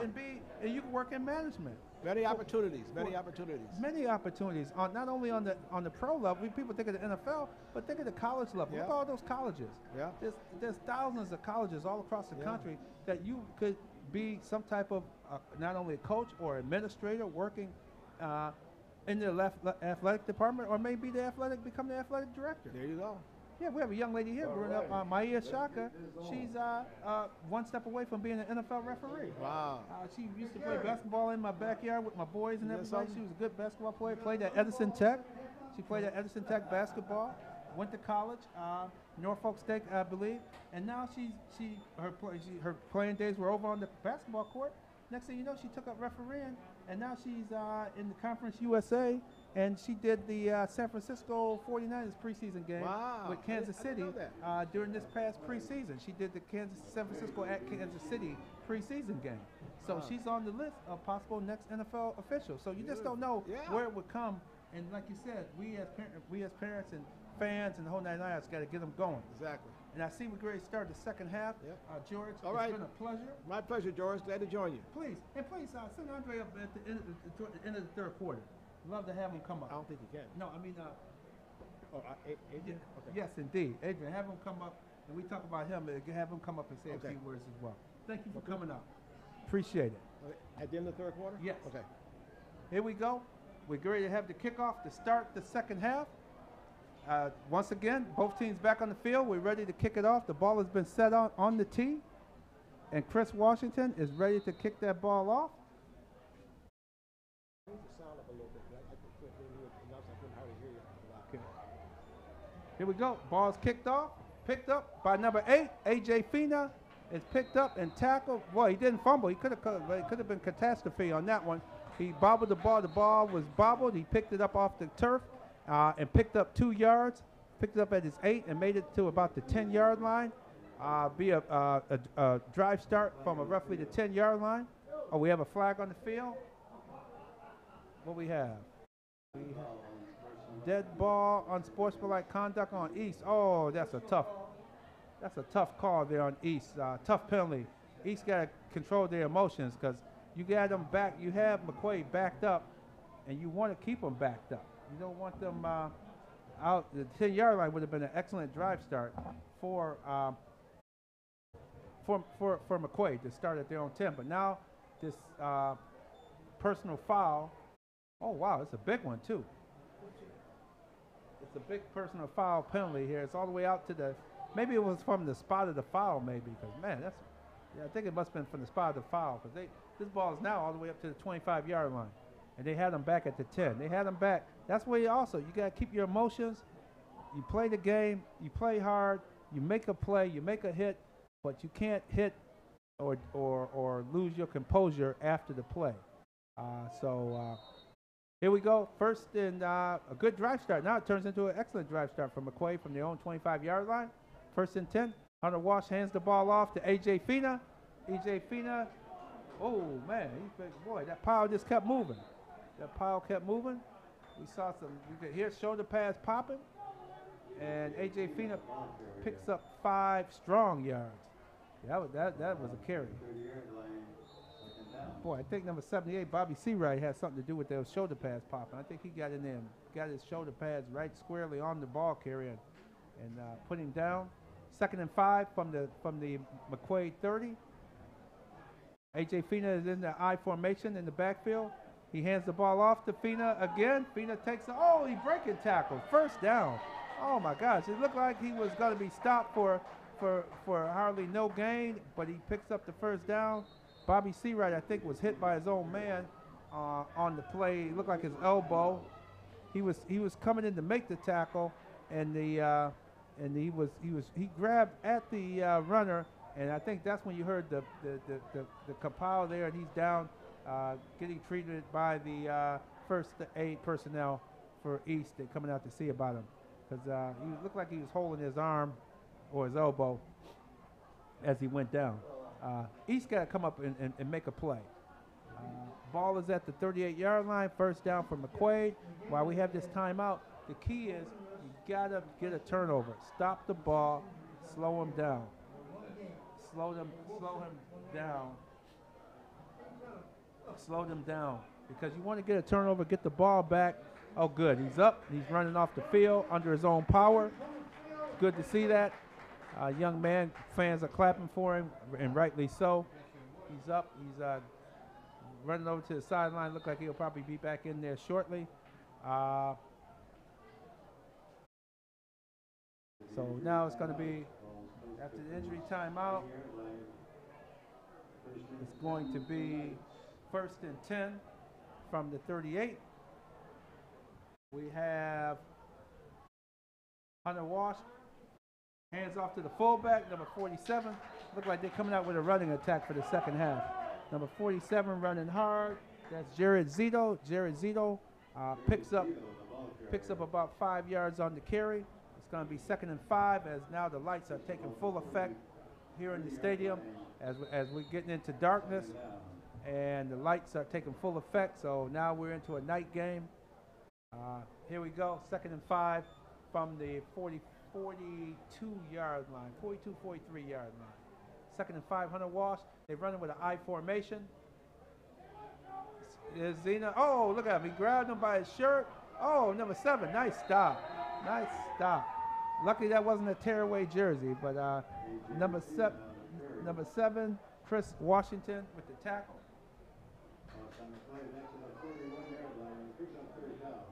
Nice tackle. 3rd and about 8 yards to go. This is what the I'll tell you one thing. East defense, boy, you got to beat them because their defense is tough. They're stingy. You may get one play on them, but you don't get 2, 3 in a row. They really seem to tighten up and stop and been able to slow their opponents down. 3rd and 7. We got A.J. Fina, the lone back in the backfield. Hunter Walsh under center. He rolls out to his left. He looks downfield, throws a deep ball, and it's caught. Is it caught? No, is it? No, incomplete. Incomplete pass, but guess what? We have a flag. I think they're going to flag number 1, Malik McCray for pass interference. Because I think he got his hand up at the, it looked like it was good defense, but the referee is saying that he looked like he's coming back saying he interfered. What is he calling? Yep, he's calling pass interference on number 1, Malik McCray. It looked like a good defense, but maybe he got his hand up or held. I'm not sure. I know his hand got up there at the last moment. So referee saw something that forced him to throw the flag and call pass interference on Malik McCray. It's going to be automatic first down. That's a shame because they had him stop, and they taking 15 yards. Look like they're moving into the East Eagles territory. They're going to have the ball at the 34.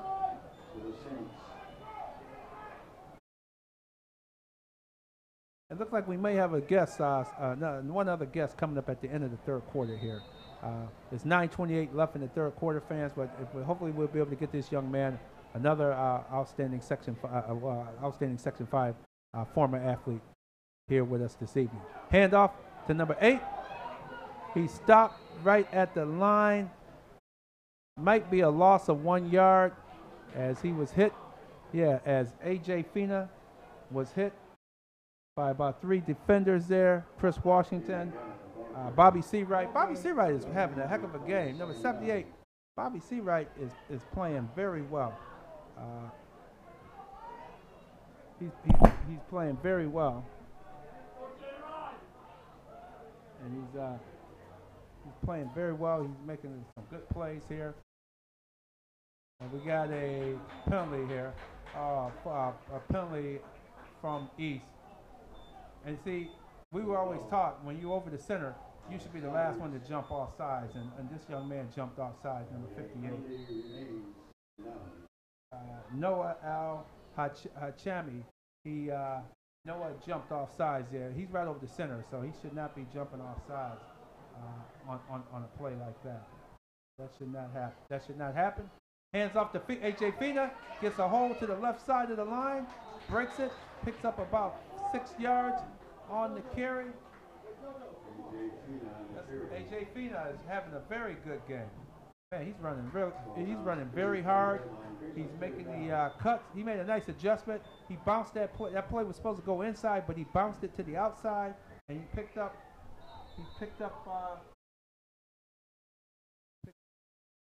not the first down. He picked up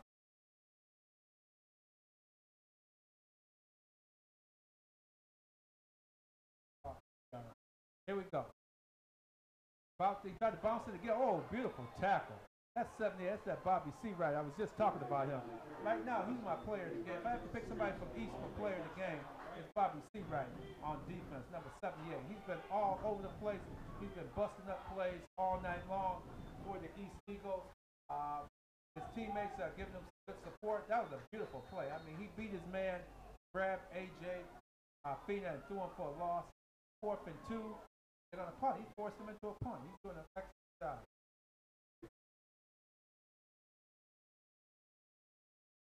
Go back to 81. McNaughton is punting the ball. Fumble. Oh, get on the ball. You got to fall on it. Fall on it. He was on one knee. Down.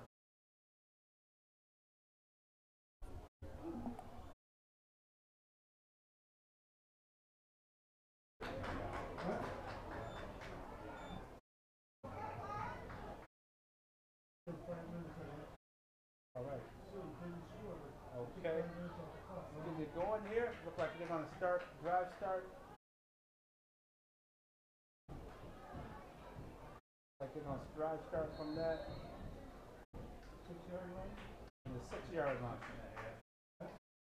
6-yard line. They're going to start. Start at their own 6. 1st and 10 from their own 6-yard line. And see what they can do from their own 6. 1st and 10.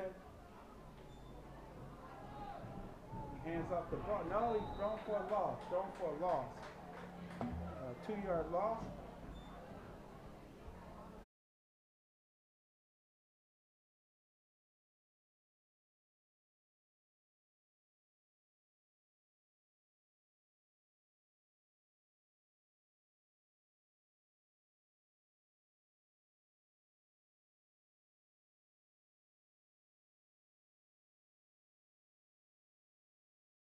He's thrown for a loss, and here we go, 2nd down.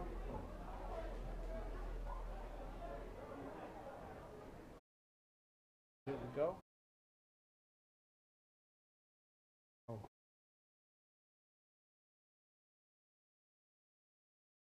Here we go. Oh, he's throwing the ball. Oh, he's throwing. Oh, that looks like a safety. I think we got a safety here. That's got to be a safety because he didn't get nowhere near the out of the purple end zone. He was thrown for a big loss. He was thrown for a big loss there. Out of the, they tackled him for a safety. It was a loss as a safety. So now East will have to kick or punt the ball off to McQuaid. Boy, that defense, that was a big defensive stop there. Not only a stop, but McQuaid gained points from that play. A very good play. Once again, East they just continue to make mistakes. Unfortunately, they got to get this mistake bug out of their system. They continue to make mistakes here. The ball has been in this case not turned over, but it's actually a turnover because of the safety. Mishandling of the ball. They had a loss on first play of the series. Then the second play was the safety. So now they're going to have to punt the ball back and hope for a defensive stop to get the ball back. Number 8 is back. A.J. Fina is back for what looks like going to be a kickoff. Chris is going to kick this ball off. Chris Washington. He's going to kick the ball off from the 20-yard line. So let's see what he does with this one here. With him kicking this ball off. See, he's going to kick this ball off and get it kicked to the player. Here we go. There it is. A nice end-over-end kick. Picked up by A.J. Fina. He's running up the middle. Oh, no, that's Ben Beauchamp. Oh, he broke wide open. Ben Beauchamp is gone for a touchdown. Ben Beauchamp ran. The kicker is face down. I don't know what happened to the kicker. He kicked the ball, and he's just straight down because he's the last guy that was supposed to be out there as the kicker. He kicked the ball, and he just went face down into the turf. I didn't see if he was blocked or not, but the Ben Beauchamp took it right up the middle and was gone for a touchdown. Took that ball at least 55 yards for the score, and now it's 32. If we look at it, it's something with his leg, yeah, because when he kicked the ball, he must have did something to his leg. Because he didn't, I'll tell you one thing, he didn't move. That's why the open when he came up when Ben Beauchamp caught the ball and broke containment up the middle, there was nobody back there because the kicker, who is usually the last man back, was injured. He injured himself kicking the ball off, and he went right down, face down into the turf at the 22-yard line because he kicked it at the 20, and Ben Beauchamp just ran right by him because he was there, and there was nobody else. He's the last man, and your last man is face down on the turf injured. That's why it looked so easy of a score for Ben Beauchamp. That was a nice hustle, nice play by him. Let's see. Hope the young man's okay. They're working on him on the turf. Remember, you can see this game on YouTube. Catch this play-by-play on YouTube during the week. And also, come on out and support the team. Support East. See them play some and they're going to play another red-hot team here in 2 weeks. They're going to have Wilson. The Wilson Wildcats are going to come here. They're going to be coming out here in 2 weeks for a game here at East High. So that's another team that you want to come out and see. You want to check them out. Don't read about it in the paper. Come out and see it.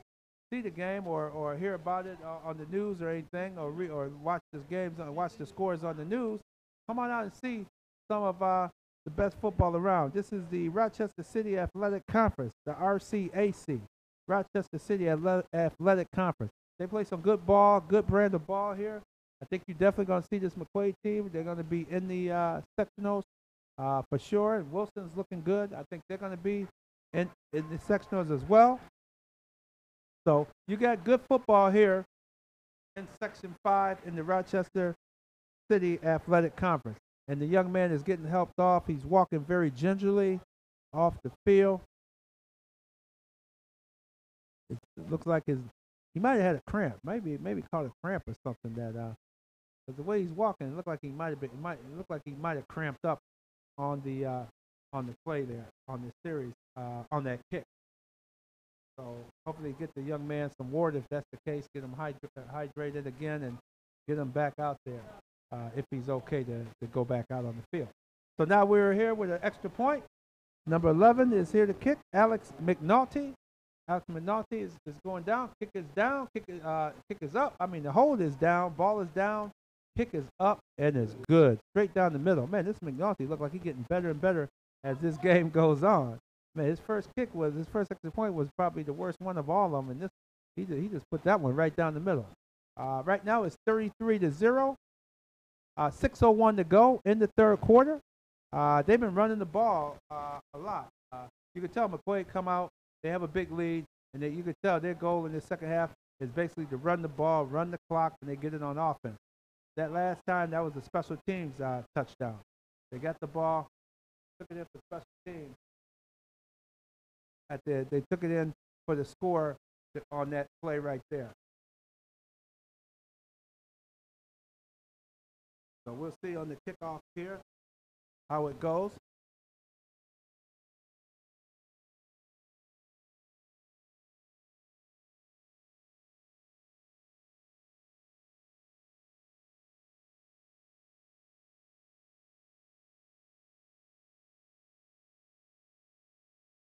We're about to kick it off. We're about to have this kickoff here. McNulty ready. McNulty's been kicking this ball into the end zone almost every time. And here we go. Back into the end zone. I guess, and remember in high school ball, as soon as you step into the end zone, it's a touchback. And that's what we have, a touchback. Barely got in the end zone this time, but it's still, once the bottom line is the ball got into the end zone, it's a touchback. And now we're first and 10 from their own 20-yard line. Another good. They're first and 10. They're ready to go. Here we go. First and 10.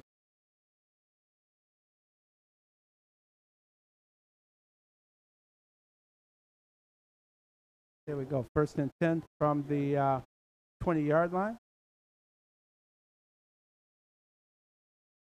First and 10 here. We have James Simmons at quarterback.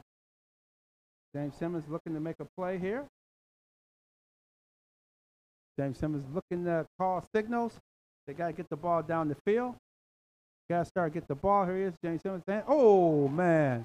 Oh, my God. See, look, the guy shot the gap. Number 51 shot the gap. That was a heck of a play because 52.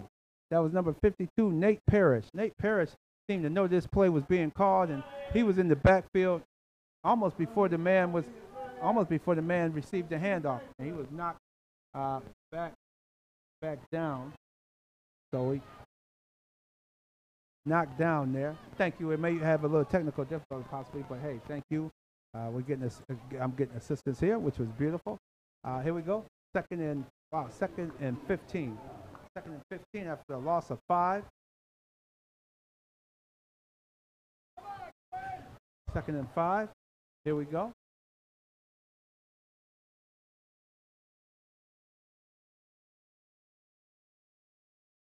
Second and 5. We have a handoff to the right side, to the left side of the line, and he's thrown down after roughly a 1-yard gain.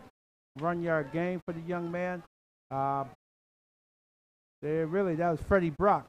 They're trying to run in between the tackles. I think they can still get to the outside. I think if they can get the ball to the outside, that would work a little bit better.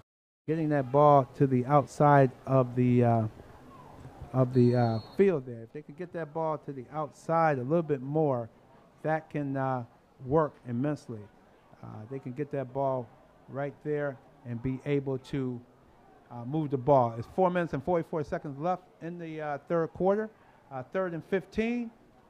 It's calling signals again. James Simmons with Freddie Brock in the backfield.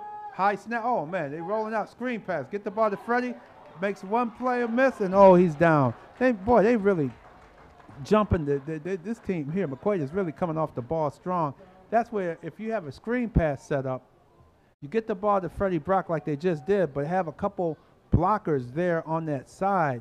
He could go. He could almost score because they're not respecting the run at all. They came all their down linemen came hard, and they were all in the backfield. So it was the right call, but you just needed the screen make it a real screen pass where he could have had. If Freddie would have had 1 or 2 blockers there, just to give him a little block, man, I think he could have took it to the house for sure because there was no one else over on this side of the field. A flag down as we had the punter looking to punt.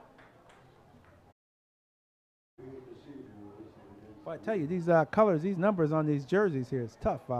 It's like a gold numbers on a purple background. And boy, it's definitely tough to read those numbers here. But we're taking 5 yards. Looked like it was a legal procedure against East. A legal procedure against East. It's going to be 5 yards back. He's back in his end zone, the young man. Oh, he got this one. He got it up. He's a new punter. Apologize, I can't see his number. Can't see the young man's number. But he did the best he could. He got the ball out of that end zone. It was a high snap. Did we know who the punter was on that one? The punter? Yeah, the punter. Couldn't tell who punted that ball. Still couldn't make out a number on him. But nice job, young man, on that punt of getting that ball out of your own end zone. McQuaid comes back with a nice drive start at their own 28-yard line. Because I know the regular punter was just injured on the kickoff, and that was someone else replacing him. Punted, but did a nice job. They did a nice job to get that ball out of there. I expect McQuaid to come out possibly with a run. As they see, they got a tight end on the line. They got the running back. They got a fullback over to the right side. They look like this could be a running formation. Oh, fake. Nice fake. He throws deep.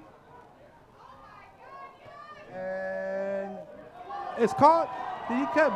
That's Ben Beauchamp. Again, Ben Beauchamp. Oh, Ben Beauchamp looked like a magician out here tonight. I don't even know how he ended up with that one. He was well covered. He was on him. He was covered. They threw the flag.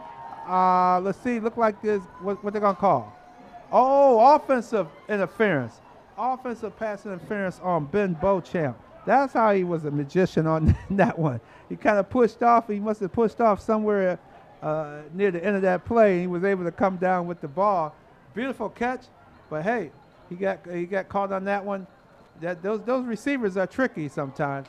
They'll do, they want that little extra edge, and he obviously kind of pushed off according to the official, because the official was right there and he threw the flag immediately on the play. So they're going to walk that off.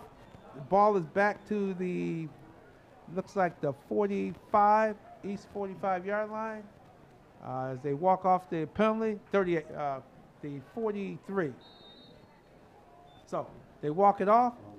But Ben Beauchamp is having a heck of a game. I know he's well over 100 yards. I know he's really seeing his stats go up tonight because he's playing a heck of a game. Here we go, Hunter Walsh, hands off. Nice handoff to a fresh running back, number 24. Oh, man, he's fresh. He took off, ran for a nice first down. That was Mark Perserio. Mark Perserio.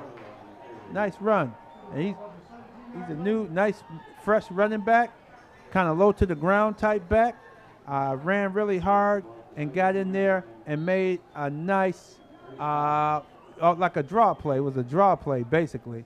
And he picks up the first down at the 17-yard line. They continue the drive start. He's back. He's the lone back in the backfield, Mark Perserio, number 24. Hunter Walsh overseas. He's looking over at the defense, looking around. Got plenty of time. Goes under center. Hands off to Perserio. Wide open. Mark, he's running into the touchdown. In for the touchdown. Mark Perserio. Nice 17-yard TD run. He just took off and went around that. He just took off and there was nobody there. And he was gone. He's look like a little speedier back than A.J. Fina. Fina looks like a more, this kid here is a more low to the ground, take off, catch me if you can type running back. Because he just took right off, ran it, saw the hole. It was a gaping hole, by the way, on the right-hand side. And he was gone for 6. And here they are. Here come our buddy again, McNulty, back out here for the extra point. Let's see if he puts this one right down. Hold the snap is it. Hold is down. Kick is once again right down the middle. It's good. We have 40 for McQuaid, 0 for East. 2:28 left in the second quarter. In the third quarter, excuse me. Here in the third quarter, end of this quarter, we should have a guest, Avian Collier, the former All Section 5 star running back from Churchville Chili, and also excellent running back.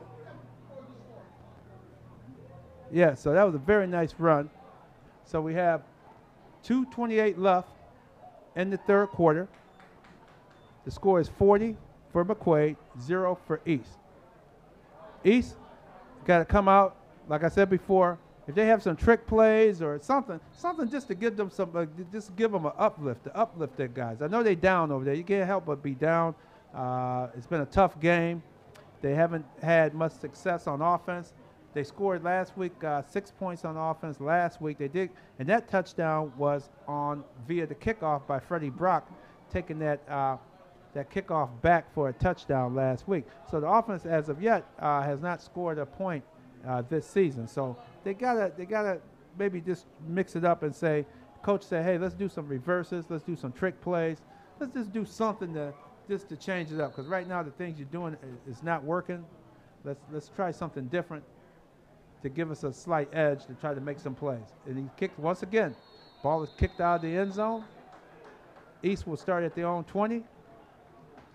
McQuaid came in here after a big win, a 42-7 win at Russian Rieta last Saturday, and they didn't slow down today. They come in today, they playing hard. They playing hard and aggressive. They didn't take East lightly. They came out, they played their game, and that's why they're up 40-0. They haven't turned the ball over much. They haven't turned the ball over. The key is turnovers. You don't want to turn the ball over, but you also want to be effective with your running game, your passing game, and they've been effective with all of that. And here we go. East has it at their own 20. Let's see what our quarterback, James Simmons, is going to do. He's calling signals. Oh, my goodness. Okay, we got a legal procedure on the line. They're going to march them back 5 yards. Legal procedure, taking 5-yard penalty, marching them back. It's just when it rains, it pours, fans. Things aren't just going well for them. They're trying to make adjustments and move the ball. But here we go. 1st and 15 from their own 15. James Simmons is directing his players the best he can. Takes a high snap, hands the ball off. Running back turns the corner. Oh, here we go. He's breaking daylight. Oh, he might go. He's over midfield. He's running down the sideline. He's running up. He's breaking tackles. He goes down to the 24-yard line. Outstanding run. I tell you, these jerseys are tough. Looks like number 24, Kerry James. Kerry James, number 24, with the big run from his own 15 all the way to the 24-yard line of McQuaid. Kerry James, excellent run. Now that's what, and it's interesting. He was kind of low to the ground as well, but he took off around. He just jetted around the corner, and was almost scored. All right, here we go. 1st and 10. Kerry James gets the ball again, picks up a couple yards, and picks up a couple yards. Going to be 2nd down. That's the type of play where after you have a big run like that, I'm one of those proponents of not giving the ball right back to the same runner. That's where you kind of fake it, maybe even throw the ball, because they keyed on him really strong on that play. If he would have faked the ball to him and rolled to the sideline, to this side of the field, to the opposite side of the field, he might have been able to hit someone being open, because they did. McQuaid keyed on him. They learned their lesson after that 1st down run. So 2nd and 10 from the 24-yard line. James is calling signals. Freddie Brock in motion. He gives the ball to the 24 again. 34. He gives the ball to 34, which is Jaquan Close. Jaquan Close on the play. Javon Close on the play. Javon Close was on the play.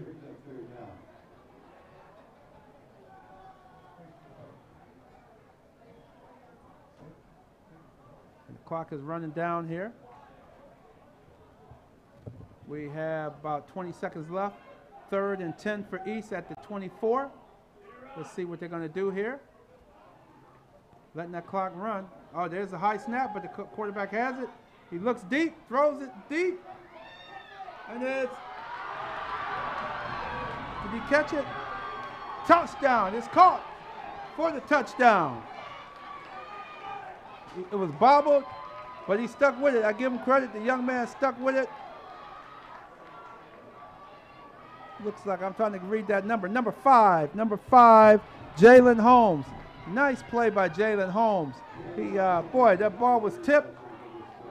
He bobbled it, and then he kept his eyes on it and came down with the ball. Came down with it. Beautiful catch in the end zone. And see what happens? They had that one big play from the 15 all the way down to the 24, and then you could just see the East offense got a little bounce in their legs, and it turns in. They moved it and turned into a touchdown. All right, here we go. They're going for 2 on the extra point. Oh my goodness, what happened? We had Freddie Brock lined up as a quarterback. Oh, we have a timeout call. We have a timeout call. Okay, we have a timeout call.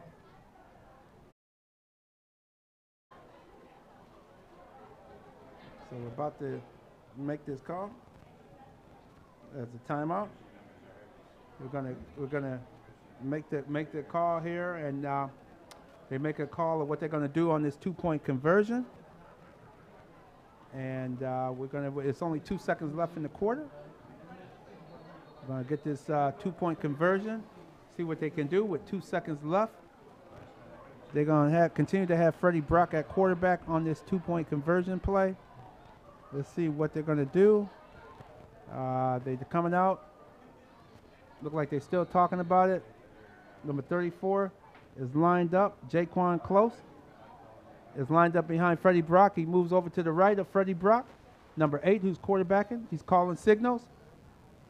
Look like he might be changing the call here. Here we go. High snap. He looks, throws, caught. I think it's caught for the 2-point conversion. Nice catch. It was a slant pass. The young man with a nice slant pass on there. Nice catch by, looks to be number 15. I believe it's number 15, Tyrone Roundtree. I believe it was, but these jerseys are very tough.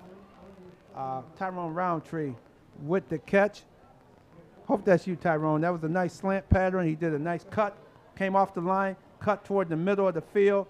Boom. Quarterback just did a short, quick pass over the line of scrimmage and right into, and he caught it with his hands. That's the impressive thing about it. He used both hands. He didn't catch it and bring it into his chest. He used his hands and brought it in with both hands, and that was the 2-point conversion. East is on the board. They have their first touchdown as an offense for this season. So it's 8. McQuaid 40, East 8. As we with 2 seconds left, and we have our guest coming into the studio. I see our guest is making his way into the studio, and have him pick up the headset here. And we have a Rochester legend here. And introduce yourself to the Rochester. Avon Collier. Avon Collier. I remember you, boy, you were running for daylight for many years in high school. Oh yeah, At Churchville Chili, correct? Yes sir, yes sir. And then in college, you played your college ball?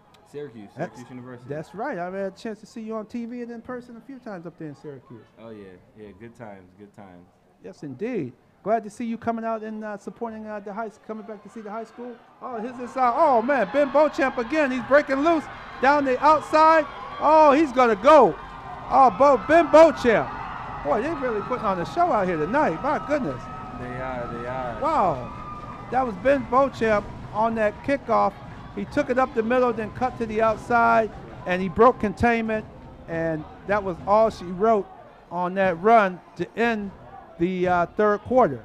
So, boy, they're going to come out and looks like going to kick the extra point before we have the official end of the quarter, because that was he was untouched, basically. Boy, that was a lot of speed. Looks like they have a lot of speed this year, McQuaid. Yeah, they very explosive offense. Just watching them on the outside, their passing game is very lethal.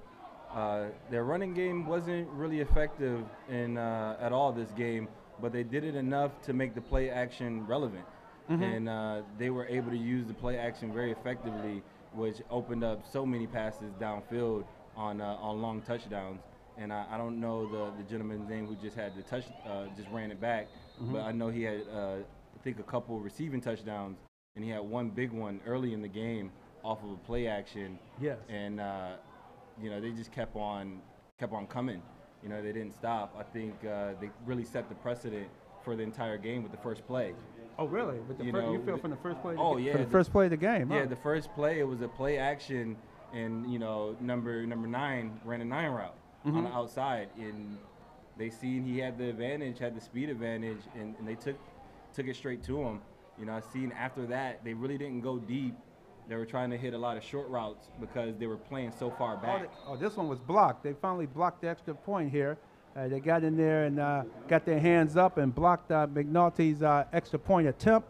So the third quarter ends with McQuaid up 46-8. And that's a good point you made, that they set it up from the first play of the game.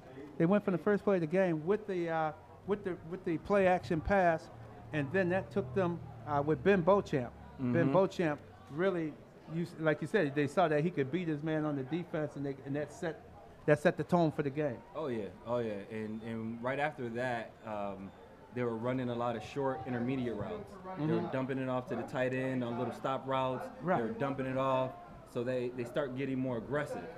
Mm-hmm. And then once they started getting aggressive and they seen it up in the box, I'm pretty sure they said, hey, they're biting on the short routes. They ran the play action and they started burning them deep. And, it was a great game plan that they came in here with, effectively using the play calling. Right, exactly. This shows you that they really thought about what they were going to play and what kind of plays they wanted to run against the East defense. Yeah, and one of the, like you said, one of the most notable things is they have a lot of speed. Yes.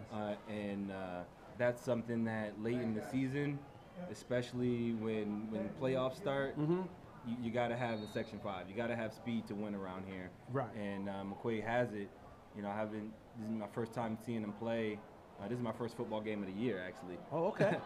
So, you know, this is quite exciting. This is Freddie Brock. He's an exciting player, too. Very electrifying young man, number 8. Freddie Brock returns that kickoff back almost to the 40.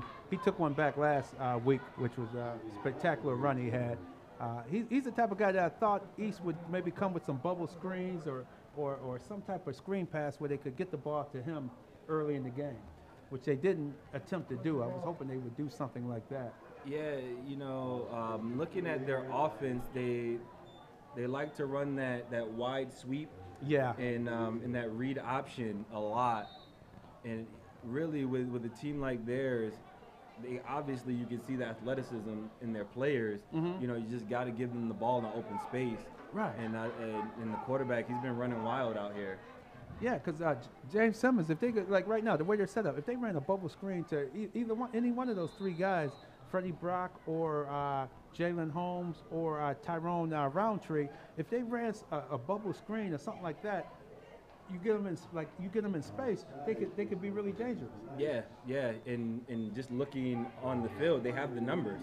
Right. You know, you got two defensive backs out there, and they're lining up a linebacker on the slot receiver. That's a disadvantage right there. Exactly. And that safety is so far over top. Any bubble screen, you're going to get 4 or 5 yards. Drops the snap there. He loses about 7 or 8 yards on the drop snap there. That's another problem. They've been having trouble with this snaps there. Number 18 had to get that. That's Malcolm Brown. Malcolm Brown was trying to hold that snap, but lost that snap and lost some yards there on the play. Lost about 8 yards. So now it's going to be second down and about almost 15 yards to go. That's another thing. They keep hurting themselves with bad plays, with lost yardage plays. Yeah, and you know, it hasn't just been, you know, penalties, you know, as far as, you know, the fumble snap and all that. It's a discipline thing as well.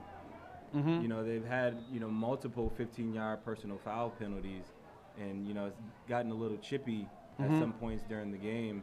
And, you know, some of the players just got to keep their composure in tough situations. Exactly. Just, you know, leave it all on the field. Leave it all out there when you're playing the game, and there's no need for any extracurricular. There you go. And that was Jaquan Close with a nice run.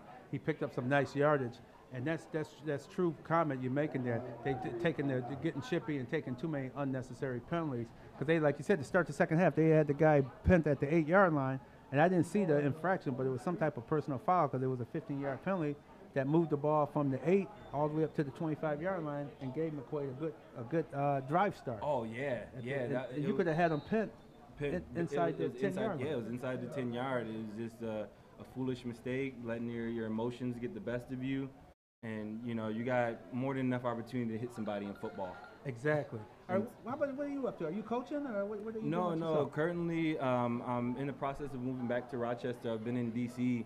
for the past 5 years. I started my own company and my own nonprofit. Been working with the UN on some initiatives on the civil society. That's Freddie Brock. That guy, I tell you, Wow, Freddie's wow, dangerous. he's Look at explosive. that. He's That's a explosive. touchdown. Watch him. Oh, nice block there. Oh, my goodness. Oh, he fumbled the ball. Oh, my gosh. He fumbled the ball. Get that out of bounds. No. Don't pick it up. Oh, my gosh. Okay, they got the ball back. They did get it back. Okay. They're down around the 2-yard line. But that Freddie Brock, you see what I'm talking about. He's very explosive, and all he needs is to get is one step. Yeah. He gets almost a half a step on somebody. He can be know, gone. You got to run little swing routes, bubble screens, keep him in the backfield, give him the ball. Yes. He's explosive. Yes, indeed. And I think hopefully the coaching staff will see this and be able to next week, because I noticed it last week calling the game when they played your alma mater, Churchville Chili, here last week. 23-6 they lost, and he scored the only touchdown. But I noticed it last week. I said, man, they got to be running bubble screens and get him in the open, give him a little bit of space. And as you can see, they're starting to get space now. There he is. They hand the ball off to him again, And see, I'm not a proponent of that. After a kid has a big run, I want to fake it to him and go to somebody Yeah. else. I don't want to Yeah. give it right back to that same. You know, a lot of coaches get caught up in you want to reward the guy who got you down there, Mm-hmm. especially on the big play like that. And you know, my philosophy at the end of the day, it never happened to me in high school. You get in the first time. Right, You know? right, So, right. So you know, you don't get caught from behind, and you don't fumble the football. And those two things, he both let happen in one play. Exactly. So You'll you turn know, right- he's trying to catch his breath now, and you know, you seen on that play, kind of went down soft. Exactly. And you got Jaquan Close in the backfield. You have the quarterback calling signals. You have number 18 in at quarterback. We have Malcolm Brown. Malcolm Brown is calling signals, and we have a whistle. We have a legal procedure, and yeah, they keep getting those illegal procedures. So they have some guys getting tired, or you know, you're just not following through with the play. They gotta be there when you get to the line. You gotta be ready to go. You can't be twitching and moving around when you're on that line of scrimmage. And they've been getting these illegal procedure calls. The coach changed quarterbacks last series to Malcolm Brown, and it looked like Malcolm Brown has ignited the East offense a little bit here. Maybe we might see more of Malcolm Brown in the weeks to come. We'll see here. He's in here subbing. He's doing a good job. The team is definitely rallying behind him on the offensive side of the ball. Here we go. 2nd and 8. Let's see what he's going to do on this play. If he's going to do. Oh, high snap. He just broke a tackle, and that's about it. Lost yardage. That's what I'm saying. They got to roll him out, get that ball and roll right away. Just be decisive that you're going to roll out, because the defense is coming. McQuaid is coming with this really a blitz. They send in linebackers, defensive ends. They're coming and not giving the quarterback time to think. That's why he almost has to automatically roll out or throw a quick screen pass or something that you can get the ball. Because I tell you what, if he threw a screen pass, it's not going to be that many guys over on that side of the field. No, there wouldn't. And you can see, based on the way they're lining up, they're in man-to-man. Right. So you know they're blitzing. Oh, that's right. You know, you got to give it to Brock right away. And you see, nobody's covering him right now. No, they're not. They're not. Oh, man. Oh, my goodness. Yeah. He was wide open going to the flats. Nobody's covering him. No, he's looking back now like, hey, what's going on? Yeah, that's something, you know, the guys upstairs have to identify and be able to relay that to the coaches on the sideline. Mm-hmm. Absolutely. So you say you're coming back to Rochester? Yeah, you know, there's a lot welcome back. Thank you. All right. Thank you. There's a lot of things that I've done in the D.C. area as far as food drives.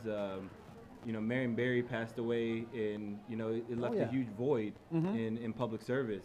And so myself, another former athlete that went to Maryland, and one of my former teammates, we took it upon ourselves Okay. to continue Marion Barry's legacy. And we ran food drives, did toy giveaways and Christmas, and really got involved in the community. We did a program called Off the Streets in the Cleats. Oh, really? Okay. For the past 2 summers. Hot snap. High snap again. Oh, again. Well, they got to talk to their center. They got to work on their center's been, oh boy, that was 4th and 15, and that's a shame because they were in the red zone at the 8-yard line when they after the nice run, and with that turnover on downs on a high, another mistake. And you see, it's a lot of more mistakes than they're beating themselves rather than being beat. Today they're being beat thoroughly by McQuaid, but also they're beating themselves. They're helping McQuaid too. You know, one of my favorite quotes is, "Failure to prepare is preparing to fail." And you know, I don't want to put everything on the coaches, but what have these guys been doing in the off season? Yeah. You know, have they been getting together on their own, doing snaps? Have they been running 7-on-7s among themselves? And these are things that, you know, leadership within you know, a certain class or the leader on the team has to organize that, you know, Right. during the off season, so you have consistency, especially when it comes to snapping the football, and that shows, you know, on the field. You Right. know, when I was growing up, you had, you know, programs like Webster Schroeder, where, you know, they were expected to win states every time because they lived by a standard. And Right. it started with the off season for them, and Bianchi took that same, you know, philosophy. You know, you work in the off season to Aquinas, and look how successful Bianchi's been, not only in football but in basketball and other sports as well, and Right. developing their programs. And that's what we got to see here more with the city schools too, getting them a little bit more. Yeah. Some of them are. I noticed it seems like basketball. They really are into Oh that yeah, with basketball. Rochester has exploded. There's a on the handoff scene. here. Let me get that here. He tackles out of bounds here. Number 23 just carried the ball. That was a nice run by Mike. I knew I was going to get his name sooner or later. Mike Hackerhash.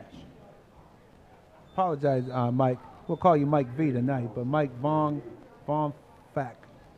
Nice run, Mike. I knew you were going to get in the game. I looked at that name earlier. I said, oh, my goodness, I should have worked on that a little earlier in the evening. But nice run by the young man. It's 2 minutes left in the game. They're taking the time. Hunter Walsh. What do you think of Hunter Walsh tonight? Hunter Walsh has been very, very impressive. Very impressive.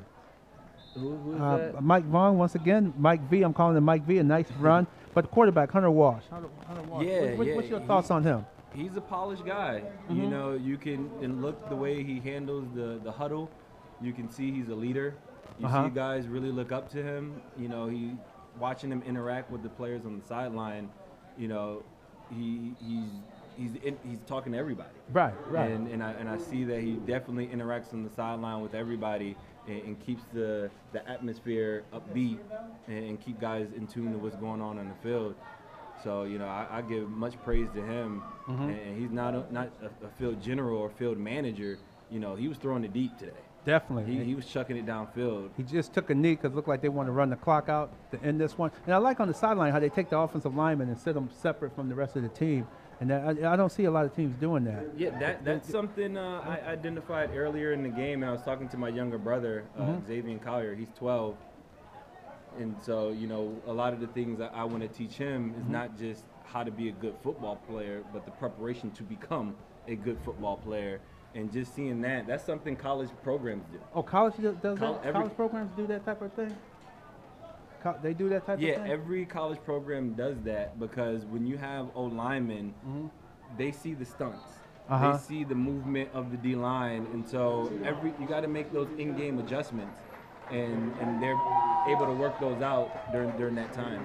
And that's why they took him to the side at this level. So, and I can see they're talking, and then they go back onto the field. Yeah. Then we just had another kneel down, and the clock is going to run out. McQuaid just run the clock out here in this game. The final score is going to be McQuaid 46, the East Eagles 8. McQuaid gave a great effort, and you can see McQuaid is going to be a tough team.